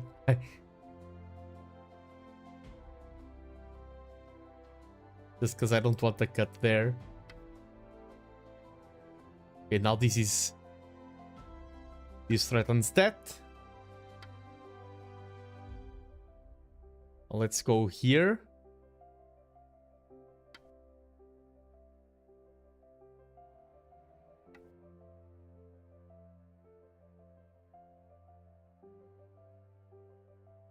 Yeah, I think this would have been one of the biggish moves.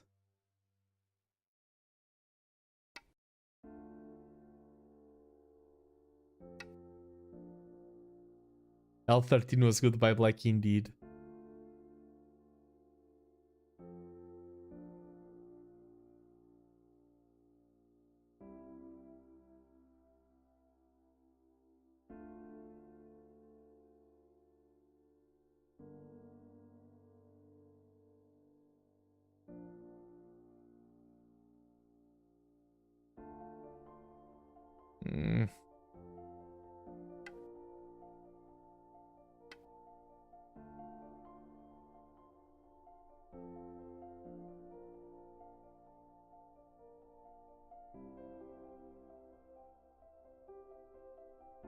That's the double attack is still there.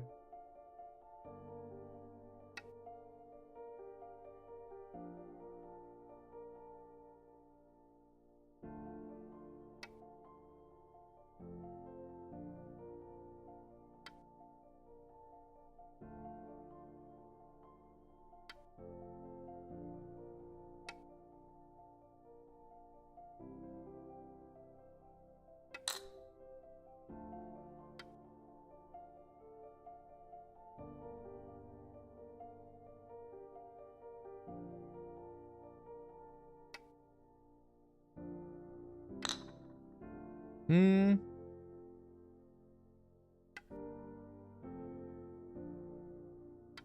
Is Force there?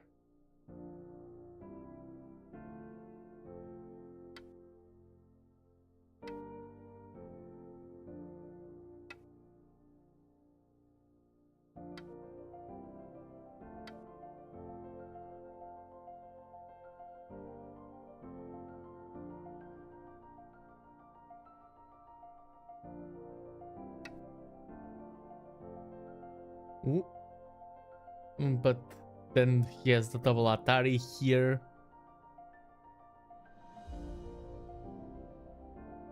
Do I just let him take that side? I think I do.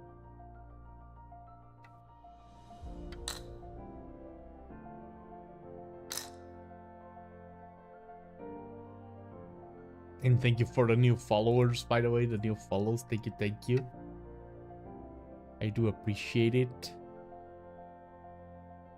That was probably... Oh, and then... Whoa, whoa, whoa, whoa, whoa, whoa. Chotomate. That was a really bad move.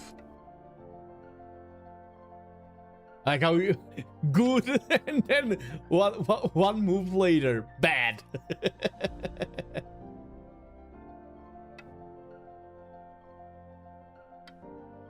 Okay. Indeed.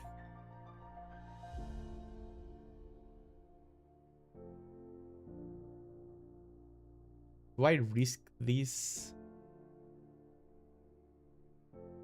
What's the worst that can happen? YOLO. Oh yeah. Can just defend like that. Almost bad, yes. Still not great, but not as bad as it could have been. I mean, that's small.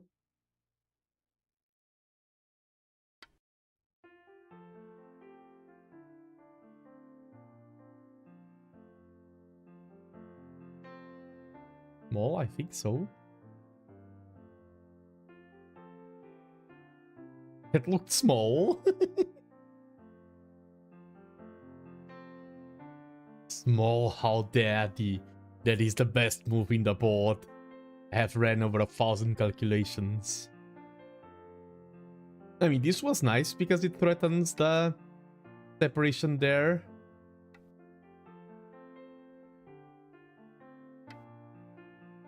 And now I'm here being annoying.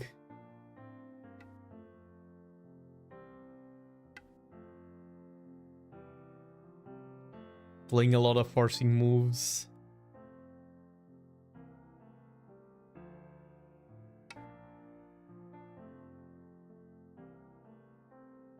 Yeah, see, oh yeah, scene 19 would have been, if it was my move, would have been great. It's true.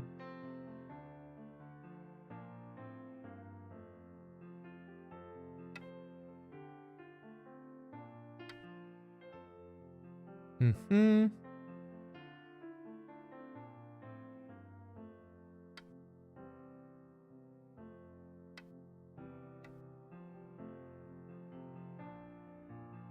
I mean, at this point, this...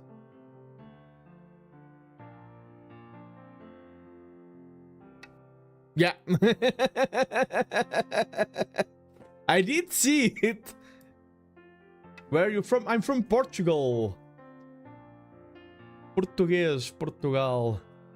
I do speak Portuguese. A bit of Spanish, a bit of Japanese, and English. Welcome on in, welcome in. Always nice to find new people. New fellow Go appreciators.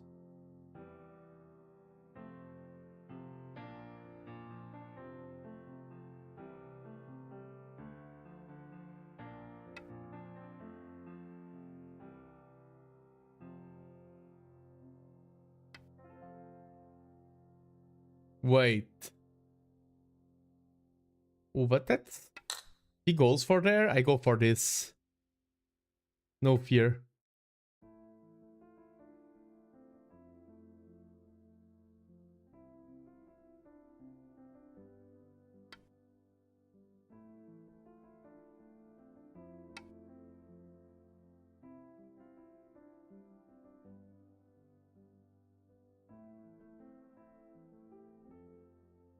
Wait, did I do something wrong?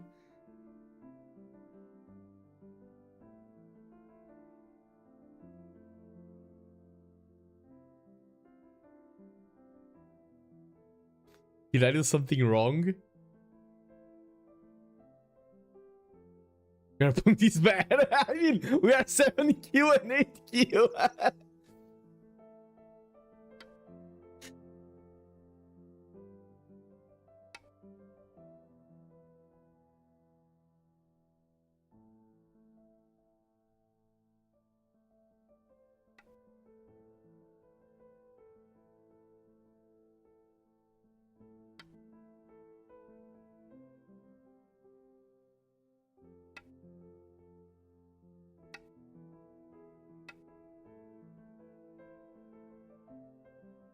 We are equally bad. That is the choice. Oh yeah, I saw you, fella. I saw that you are now 3Q. Congratulations. I like how you say that. I wasn't there to get me down. Because there's definitely, like, when it comes to Go playstyles, it can be like rock, paper, scissors. And in tournament play, I counter you. If you start a Go here, is that good? That feels good.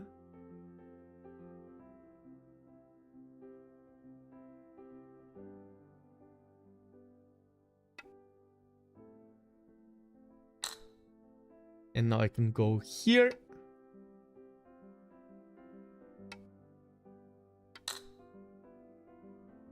Yeah, and congratulations on reaching, like, 3Q, Felon. You're so close to reaching 1Q, and then it's... Go for gold, nothing like a go to mess up a game. Then it's 1Q, then it's 1 done.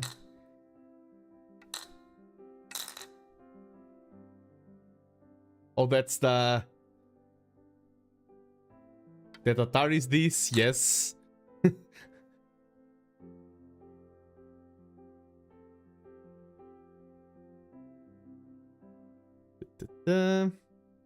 What's our best threat? Oh, this is a nice one. Yeah, that works.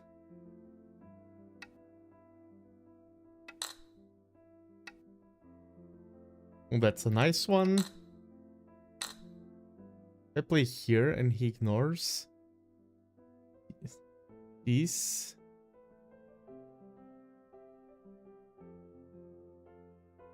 And he cannot... Yeah, this is a...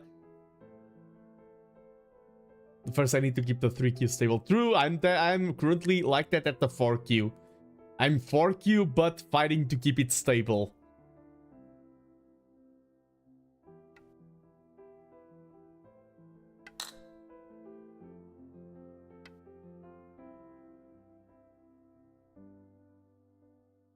Threatens the cut here.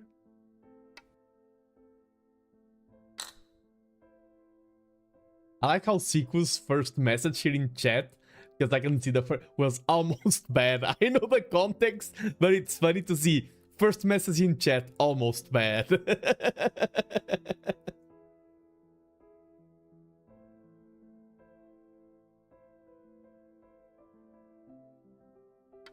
This works.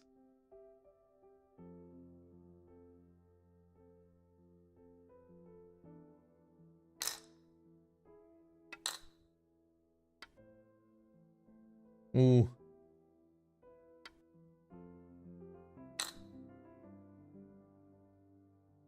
I kept my rank stable by not playing. That is a strategy.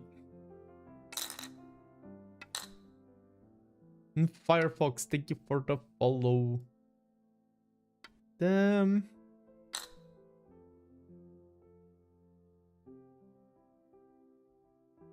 And that's another go.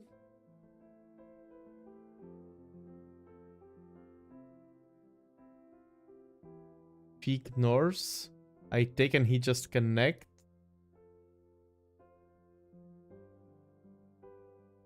Oh, but then he has these shenanigans to deal with, so it is a good threat, yeah.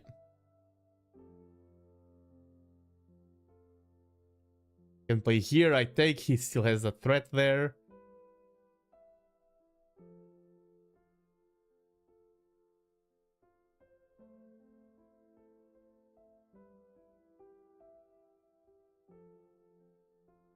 I didn't play my last game, I'm 6.7 done. 6.7! Sorry. Yeah.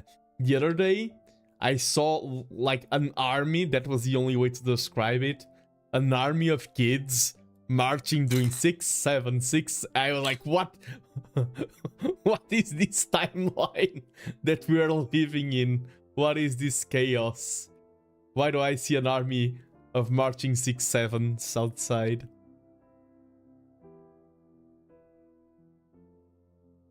Grown man, by the way.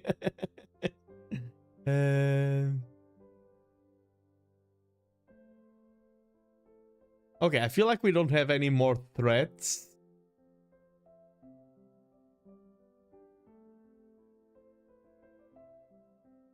My eyes are scanning the board. And they are failing to find anything of notice.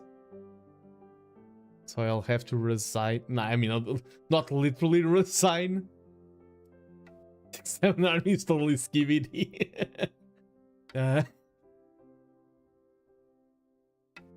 Usually I'm quick to understand memes that are even outside of my age range and things like that. I'm not the skibidi or 6-7 generation. Honestly, the concept of the skibidi was harder for me to get than the 6-7. Oops. Something just fell down, but it's okay.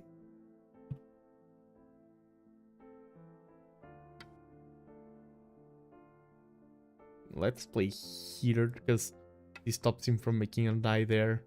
Pass. I like to be technical in these things, even though I think the game auto.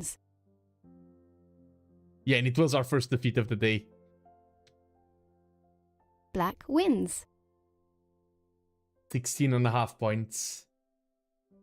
I'm too old to understand the youngster memes. True. And we had a good part of the game, but then we were behind for quite a bit. I mean, never losing by a lot, but we were definitely behind. Let's review. Okay, and this, I'm starting to feel the tiredness, and I feel like right now my energy level is still enough to play a game, but I feel like I will crash mid through the next game. So I think this was the last game of the stream. Go is a demanding game. So this was the last game, and probably I'll review this game in detail and then find someone to raid. Raid Shadow Legends. I was surprised to see this, Joseki.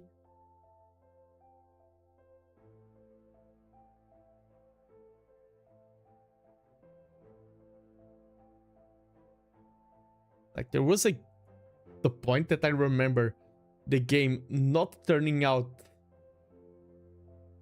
into the style of game that I like, and I'm like, what move?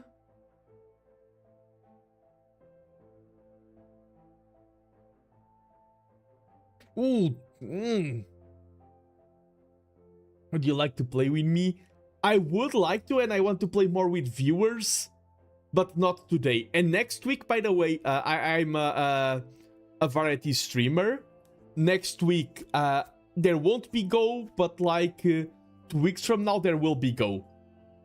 I won't be able to play you, but I probably should play when you are tired, when I next to Drew.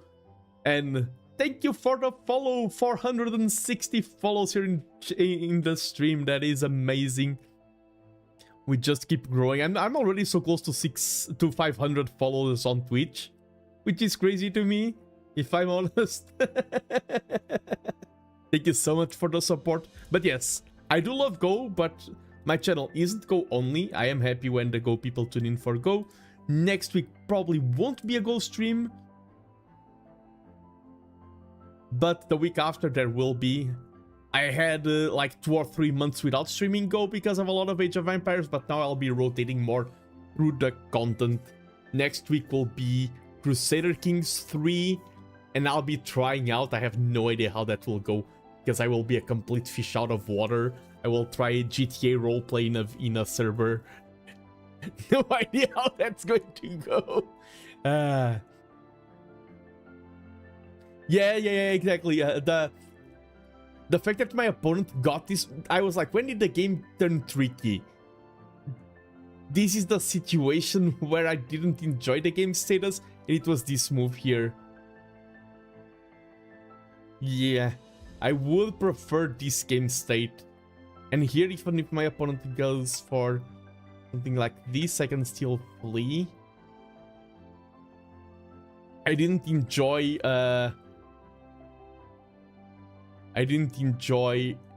not having a stone here earlier. Yeah, this was a bit too... I think here I was thinking about if he doesn't have that stone there, there's some weird stuff you can do with a stone like this. Sometimes, because he has this stone here, this was not a good move in my opinion. Not as bad as this one.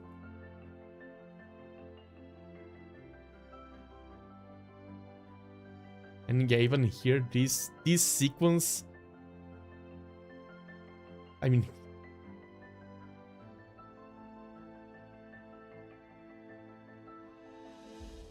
the fact that we got the net here, I think I didn't play good moves here, and I was rewarded for it, in my opinion.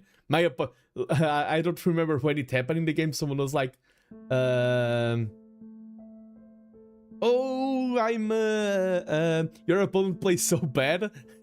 Here I was unpunished by a bad sequence. This move was also super slow. Like, going back, and that's also why I feel like it was my 4th game of the stream, I would rather at this point play something like this. I'm way more comfortable with a board state like this. That's super alive.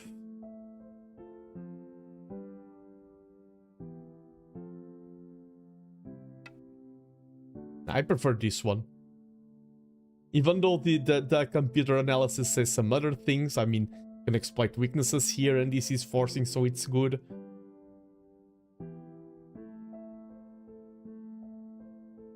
But I would like this. This was extremely slow with very little benefit for this state of the game. This was also not that great of an answer. And now I play this. Yeah, the wrong order of operations. This move was way bigger.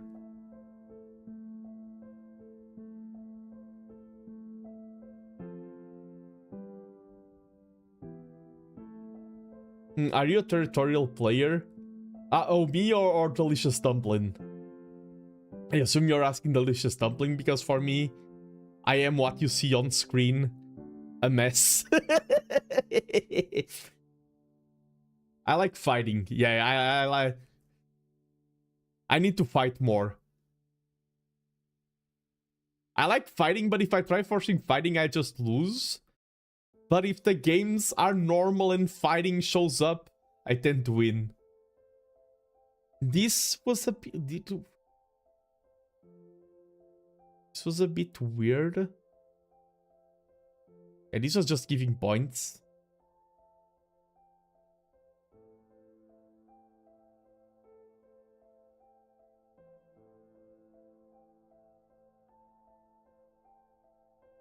And then, to be honest, like, even look at the evaluation. It was really a matter of playing this or that move. This...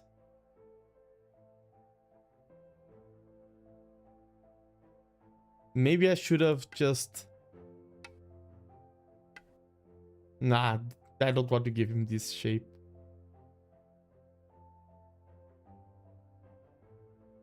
B3. It's minus 6 points. Wow, yeah.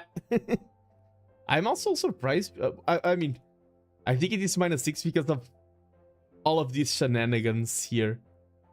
Because even if he does this, then there's probably complicated lines.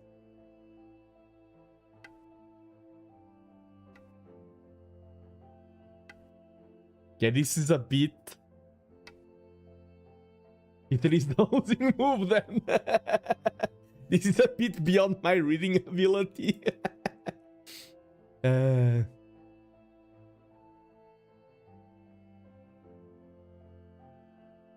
People ask me why every single group of mine has 2 eyes. I say that's exactly what I want. True, you just need 2 eyes.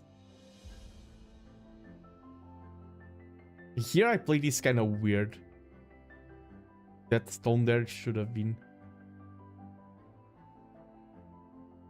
That was super slow. That was... I think this game I played a lot of crazy slow moves. That was crazy slow. I think that's in a lot of situations, yeah, that's what cost me the game. Just super slow moves everywhere. Good evening, read your title and immediately think of at least 3 other Go VTubers. That's a declaration of war if I ever saw one. True. I mean, king. I declared myself. I said I'm going to become king. That doesn't mean I need to become the best player. Just needs to be that I'm like the most iconic, maybe. You had free Atari, you prefer to back off. Yeah, it was really... I played a lot of slow moves this game. In hindsight, that's why a lot of people don't review their games. Because when you review the game, you see how bad of a player you are. Yeah, and also it's a bold declaration to call myself king of Go VTubers. Because I've recently even met other VTubers who play Go and are good at it. They don't stream Go, but they are VTubers who play Go. And there's also the fact that I'm, quote-unquote, not a Go streamer. I am, but I'm a variety streamer. Above all else. True, I just like reviewing my games. I almost never do it offline. On stream, it becomes way more fun. Yeah, and the AI analysis helps a lot in the process.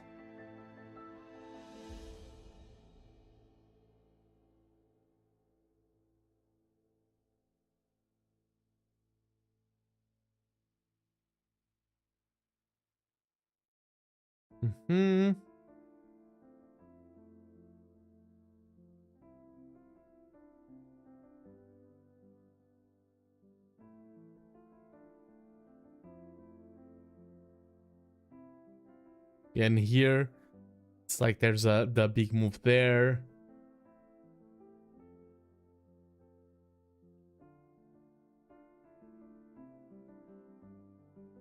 Yeah, that move. And there's like this open. That was way too tank. Oh, true, when you can understand. I mean, the good thing about my level in specific is that a lot of mistakes I do are obvious. I heard those LLM models are on the way. Aren't LLMs... Wait. Yeah, the LLM is the language part. I don't think the greatest struggle in explaining Go is the language. It is a language problem, true. But I wouldn't say that LLM technology, like language processing language, is the limiting factor in explaining Go to people. I think it's converting numbers into strategy. I'm thinking, because by the way, I did work a bit as an with neural networks and everything. That's why it makes me interested sometimes the specifics. And hello, Credentoast. As far as I've heard, it's an agentic AI with an LLM generating the explanation, with a neural network Go AI doing the actual analysis. Yeah. But I think like I think the LLM generating the explanation is the easiest part of the problem.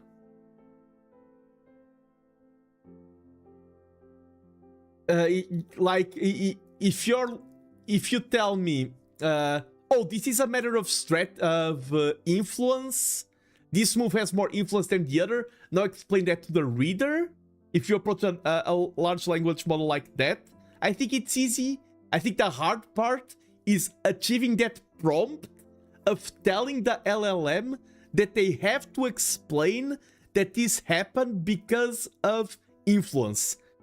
It's the conversion. It's basically connecting the two. It's basically finding the bridge of the LLM uses language to explain that NN understands Go. It is finding the bridge of why does the neural network say that this is a good or bad move. I think bridging the two neural networks is way harder than making either network A or network B works.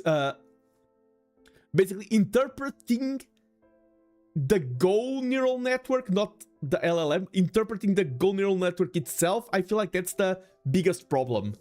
The biggest technological hurdle. I could be wrong though. I have worked in AI, never anything related to Go. I'm speaking out of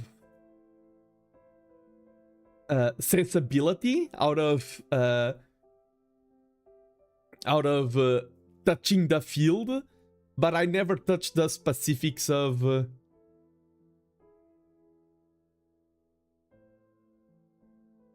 this would have been, yeah, this would have just been better. What's the name of this map? Stonewall.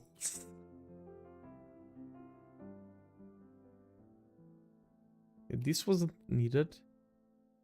No, it was.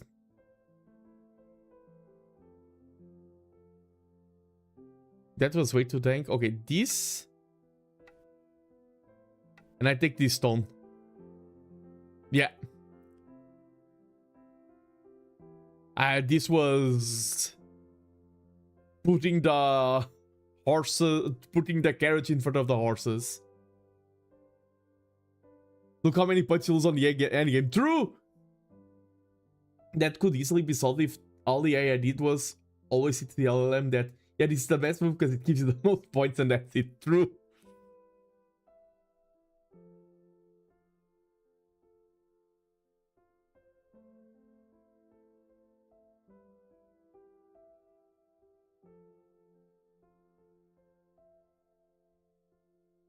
Yeah, this was the weird exchange. Where, see, my opponent also blunders. Oh, this? There was 3 points here for the taking as well. Yeah, this was just 3 points for the taking. I did lose a lot of points in the end. I went for this before going for that. Yeah, this is definitely the last game of the night. This is like, some of these things I'm like, yeah, I would never read this. This is the type of thing that I would read and I would spot this. This is not the type of thing that I miss. Oops, missed it too. Let's go. I mean, not let's go. Toss 12, the endends are even worse. They're like, this move gives you more chances of winning. True.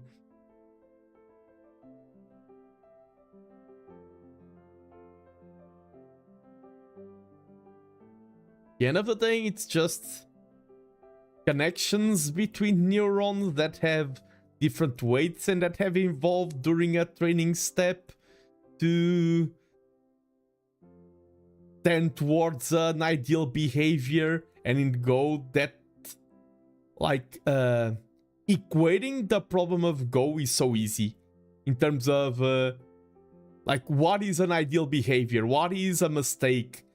In terms of mathematics, because in in neural network research, we work with reward functions and everything. The mathematics on an abstract level are extremely simple. The conditions, the boundaries of the problem, that's what I meant. The boundaries of Go are extremely simple.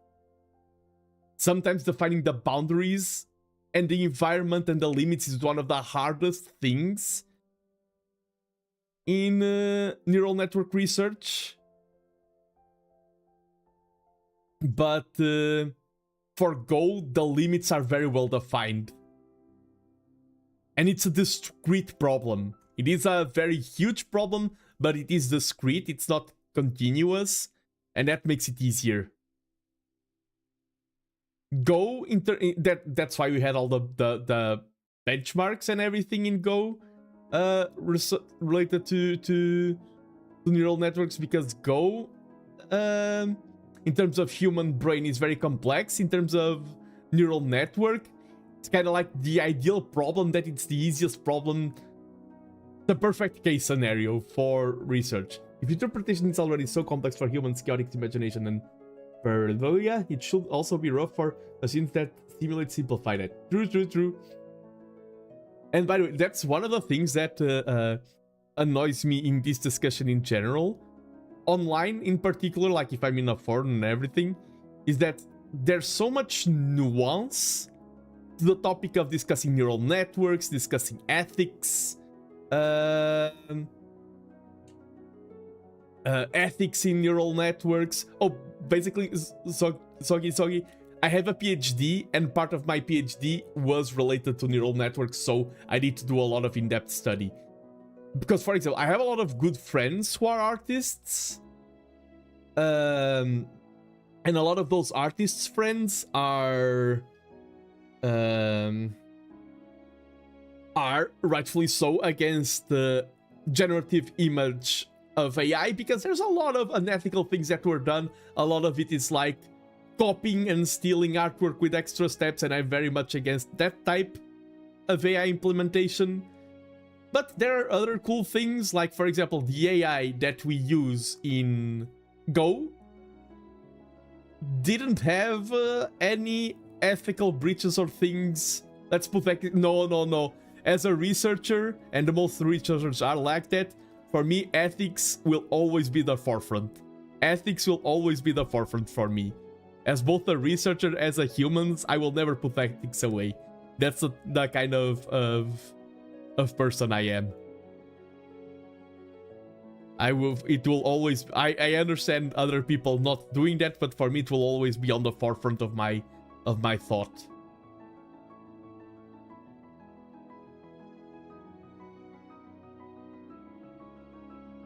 And also, I don't think, like, there's also... What is the value gained? I feel like when it comes, for example, for image generation,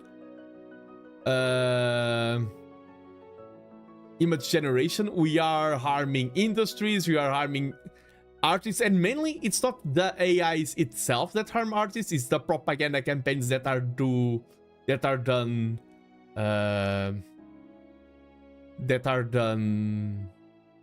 alongside it.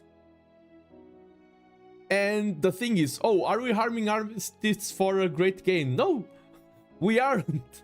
It's not like you're training AIs to go to war, but that's an important thing as a researcher, because imagine if I was training AIs to go to war, like to fire a gun, then you would go with the argument, oh, you're training AIs to fire a gun, it's not like you're training them to detonate nukes.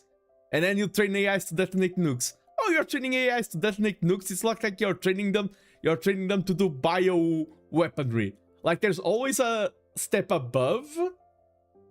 And if you're like, oh, this is not that bad because we are not at a step above, I think that's a dangerous line of thought.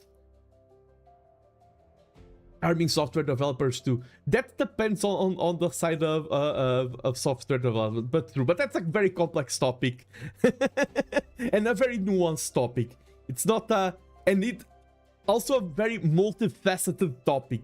A lot of people like to say, oh, this is all good or this is all bad. No, nuanced situations, applications. It is a really complex thing. There's a lot of context. Harming taxi drivers with self-driving AIs. Oh, but self-driving AIs are quite bad. And I don't think they will improve a lot, because when I said that Go is the perfect storm of good things that AIs are good at, driving is kind of like the opposite. And we've had already... No, they're not that bad. We already have, like, sometimes cars get stuck in loops, sometimes they cannot move and things like that. And they are conditioned to certain specific roads. And it's a lot of responsibility. A car is a very powerful machine. It is an extremely powerful machine, a car. End of stream time. Let's discuss AI ethics. Yes. Humans are particularly bad at driving too. We are, even though we are bad at driving, we are better than AIs.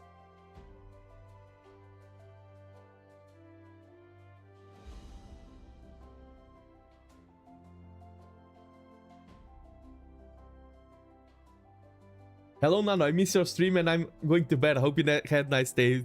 Games. I did have great games. I did have, and I would, in terms of self-driving cars, I'm talking about my impression. I would have to do more research. But yes, I need to rest. I had great games. Next week, I'll be back with GTA 5 and Crusader Kings 3. Two games that I've never played on the channel. And then the week after, probably Age of Empires and Go. But, I mean, that's 2 weeks from now. That's still a long time away. But yes, I easily could make 5 or 6 streams. The problem with discussing AI in general, like the whole field, is that to have a productive discussion, you have to lay up so much groundwork before. Like, are we talking about this or that? Like, to have a productive discussion that goes beyond what has been regurgitated online by all sides many times, you need to do a lot of groundwork to make sure that both are talking about the same thing, because there's a lot of nuance. But yes, thank you for dropping by, Jake Warrior, by the way. Merci beaucoup. Yeah, not a beginner issue, for sure. And thank you for everyone who dropped by. I hope you enjoyed the ramble here at the closing stages of the stream. That was it for today. Let me see if there's anyone to raid over on Twitch. Let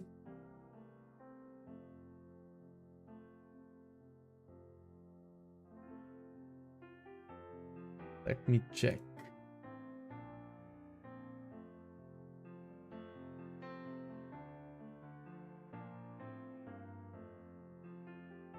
I cannot see what this streamer is doing.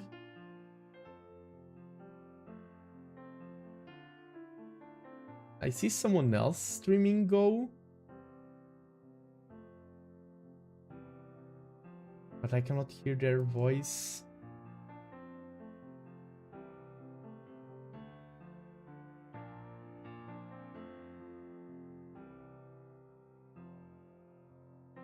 I'm even too tired to think about who to raid.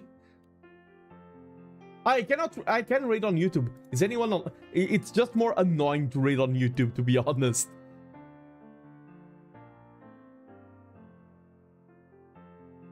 The setup... Okay, I think it's here. No, here. I need to get... to memorize the steps. It's not here. Like, I'm always lost.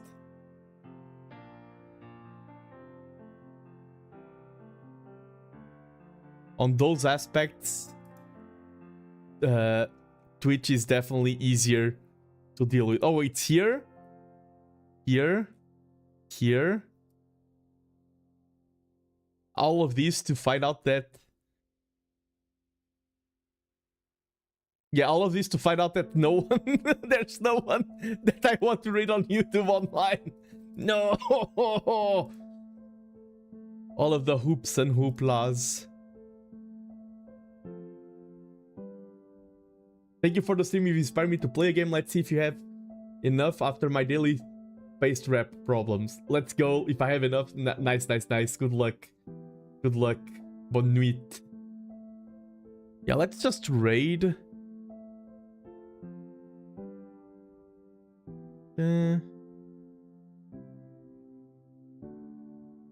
Oh, this is doing... Even the odds. Then, okay, this is very different from Go. But there's the Summer Game Fest. A good friend of mine, Busy, is watching the Summer Game Fest, so I'll send you there.